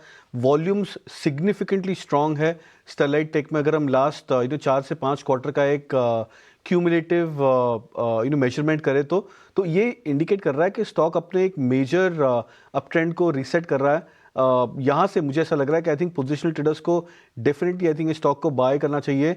डिप्स पे भी आप ऐड कर सकते हैं। मेरा मानना है कि ये जो क्वार्टरली अप ट्रेंड है ये स्टॉक को वापस से 200 सवा 200 के लेवल्स पर एटलीस्ट लेके जाएगा। तो यहाँ पे टाइम फ्रेम थोड़ा सा आपको लंबा रखना पड़ेगा। एटलीस्ट 3 से 6 महीने का टाइम फ्रेम रखना पड़ेगा। बट ये जो क्वार्टरली पैटर्न इमर्ज होकर आ रहे हैं लास्ट 3 से 4 क्वार्टर में, स्पेसिफिकली स्टरलाइट टेक में, ये इंडिकेट कर रहा है कि स्टॉक अपने मेजर ट्रेंड को रीसेट कर रहा है हायर साइड पे। 200 से 225 का यहाँ पे लक्ष्य रख सकते हैं, एटलीस्ट 6 मंथ्स का टाइम फ्रेम यहाँ पे रख सकते हैं स्टरलाइट टेक पर। ठीक है, सो 200 से 225 का टारगेट रखे, 6 महीने का टाइम होराइजन होगा। स्टरलाइट टेक्नोलॉजी पर पॉजिटिव नजरिया कुणाल से आता हुआ। टायर कंपनियों में पिछले कुछ दिनों से अच्छी खासी तेजी दिखी है। याद रखें, क्रूड ऑयल डेरिवेटिव्स एक बड़ा रॉ मटेरियल होता है टायर कंपनीज के लिए, और इसी के चलते पिछले कुछ दिनों में काफी अच्छा एक्शन नजर आया है। ऐसे ही एक काउंटर पर नजर डालेंगे MRF। 3.25% की तेजी के साथ स्टॉक आज के सत्र में कारोबार करता हुआ। गौरव, क्या राय होगी आपकी MRF पर? काफी एक अच्छा रिवर्सल मूव नजर आ रहा है एमआरएफ के शेयर पे। करंट लेवल दैट इज 1,39,500 एक अच्छा प्राइस पॉइंट है। यहाँ से मुझे एक्सटेंड होता हुआ नजर आता है ये up move towards as close to 1,43,000 levels in the immediate term. 1,43,1,44,000 की रेंज में इसके पास फिर रेजिस्टेंस भी आ जाएगा अपने 100 पीरियड मूविंग एवरेज का, प्लस ये एक बाउंस बैक का एक रिट्रेसमेंट पॉइंट भी बनेगा। देयरफॉर आई बिलीव कि ट्रेडिंग पोजीशन है अगर तो 143 144 के लेवल्स पे इस स्टॉक के अंदर बुकिंग कंसिडर करनी चाहिए।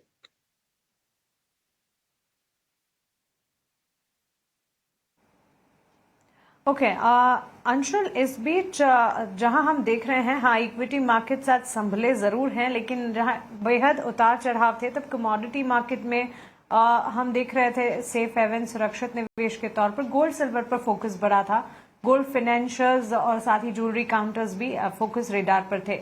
मिडिल ईस्ट कॉन्फ्लिक्ट धीमे पड़े हैं, लेकिन अब भी सिचुएशन कंटिजेंट है जरूर, जिसके चलते गोल्ड सिल्वर में आज के सत्र में भी हम देख रहे हैं एक मूव है, विदेशी बाजार चाहे घरेलू बाजार में।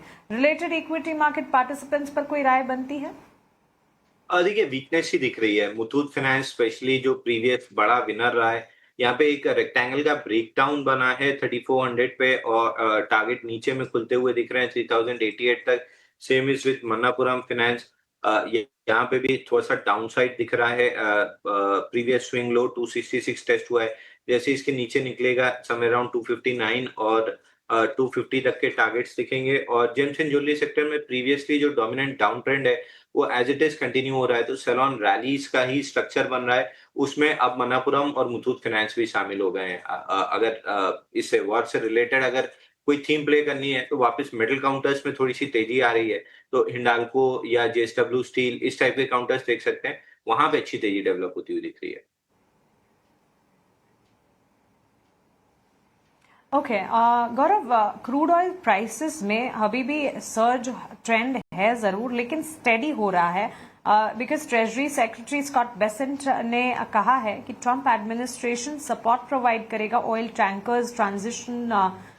टैंकर्स को, particularly transiting the Persian Gulf. और ये अनाउंसमेंट के बाद हम देख रहे हैं $84 और बैरल के आसपास है जरूर, लेकिन जो बड़ा उबाल था वो एटलीस्ट स्टेडी होता नजर आया है। अब कच्चे तेल में उबाल का असर हर तरफ काफी हद तक नजर आता है, इक्विटी मार्केट्स में भी लार्जर सेगमेंट सेक्टर्स पर। क्या राय होगी likes of cement, aviation, paint stocks, कोई पर्टिकुलर स्टॉक आपके फोकस रेडार पर? अगर क्रूड ऑयल प्राइसेस में बढ़त देखने को मिलेगी, स्पेशली अगर वो कंसिस्टेंटली एक हायर नोट पे ट्रेड करेंगे, तो it will have a direct negative impact on Indian economy. हमारा इंडिया अपना 80-85% क्रूड अभी भी इंपोर्ट कर रहा है, देखो करंट अकाउंट डेफिसिट पे इसका डायरेक्ट टोल पड़ेगा। और आगे चल के ब्रॉडर इक्विटी मार्केट्स में, हम केवल स्टॉक्स या सेक्टर स्पेसिफिक बात नहीं कर रहा हूँ, पूरे इकोनॉमिक फ्रंट पे बात कर रहा हूँ, इसका एक नेगेटिव इम्पैक्ट रहेगा। Having said that, I don't really think कि ये एक सस्टेन्ड हायर लेवल्स पे मेंटेन होंगे। जैसे जैसे स्थिरता आएगी, जैसे अभी आपने बताया कि कहीं ना कहीं बैलेंस आउट हो रही है सिचुएशन, सम पॉजिटिव न्यूज आ रही हैं, तो उसके अंदर अगर यहाँ से सर्टेन लेवल पे कूल डाउन होता है क्रूड, तो वो एक जो नेगेटिविटी थी वो कहीं ना कहीं सेटल आउट होती हुई नजर आएगी। और शायद उसी का इम्पैक्ट आज हमारे भारतीय शेयर बाजारों पे नजर आ रहा है। एक सुबह से ही देखें, एक घंटे के करीब का मूव ऑलमोस्ट अब होने ही वाला है कुछ ही देर में। हम 170 पॉइंट कंफर्टेबली ट्रेड कर रहे हैं, तो this is a positive sign. और अगर इसी तरीके से रहता है तो आई थिंक बहुत जल्द बाजार अपना जो गैप छोड़ा हुआ है 24,850 लेवल का, वो कंफर्टेबली फिलअप कर लेगा। एब्सोल्युटली गौरव, अंशुल, बहुत शुक्रिया आपका हमारे साथ जुड़ने के लिए। बाजार की शुरुआत के साथ साथ आपकी स्ट्रैटेजी, स्टॉक स्पेसिफिक राय और बाजार पर आपका आउटलुक हमारे साथ शेयर करने के लिए थैंक यू सो मच। एक छोटे से ब्रेक के लिए हम रुक रहे हैं, ब्रेक के उस पार 10 का बाजार लेकर वापस लौटेंगे, आप बने रहें।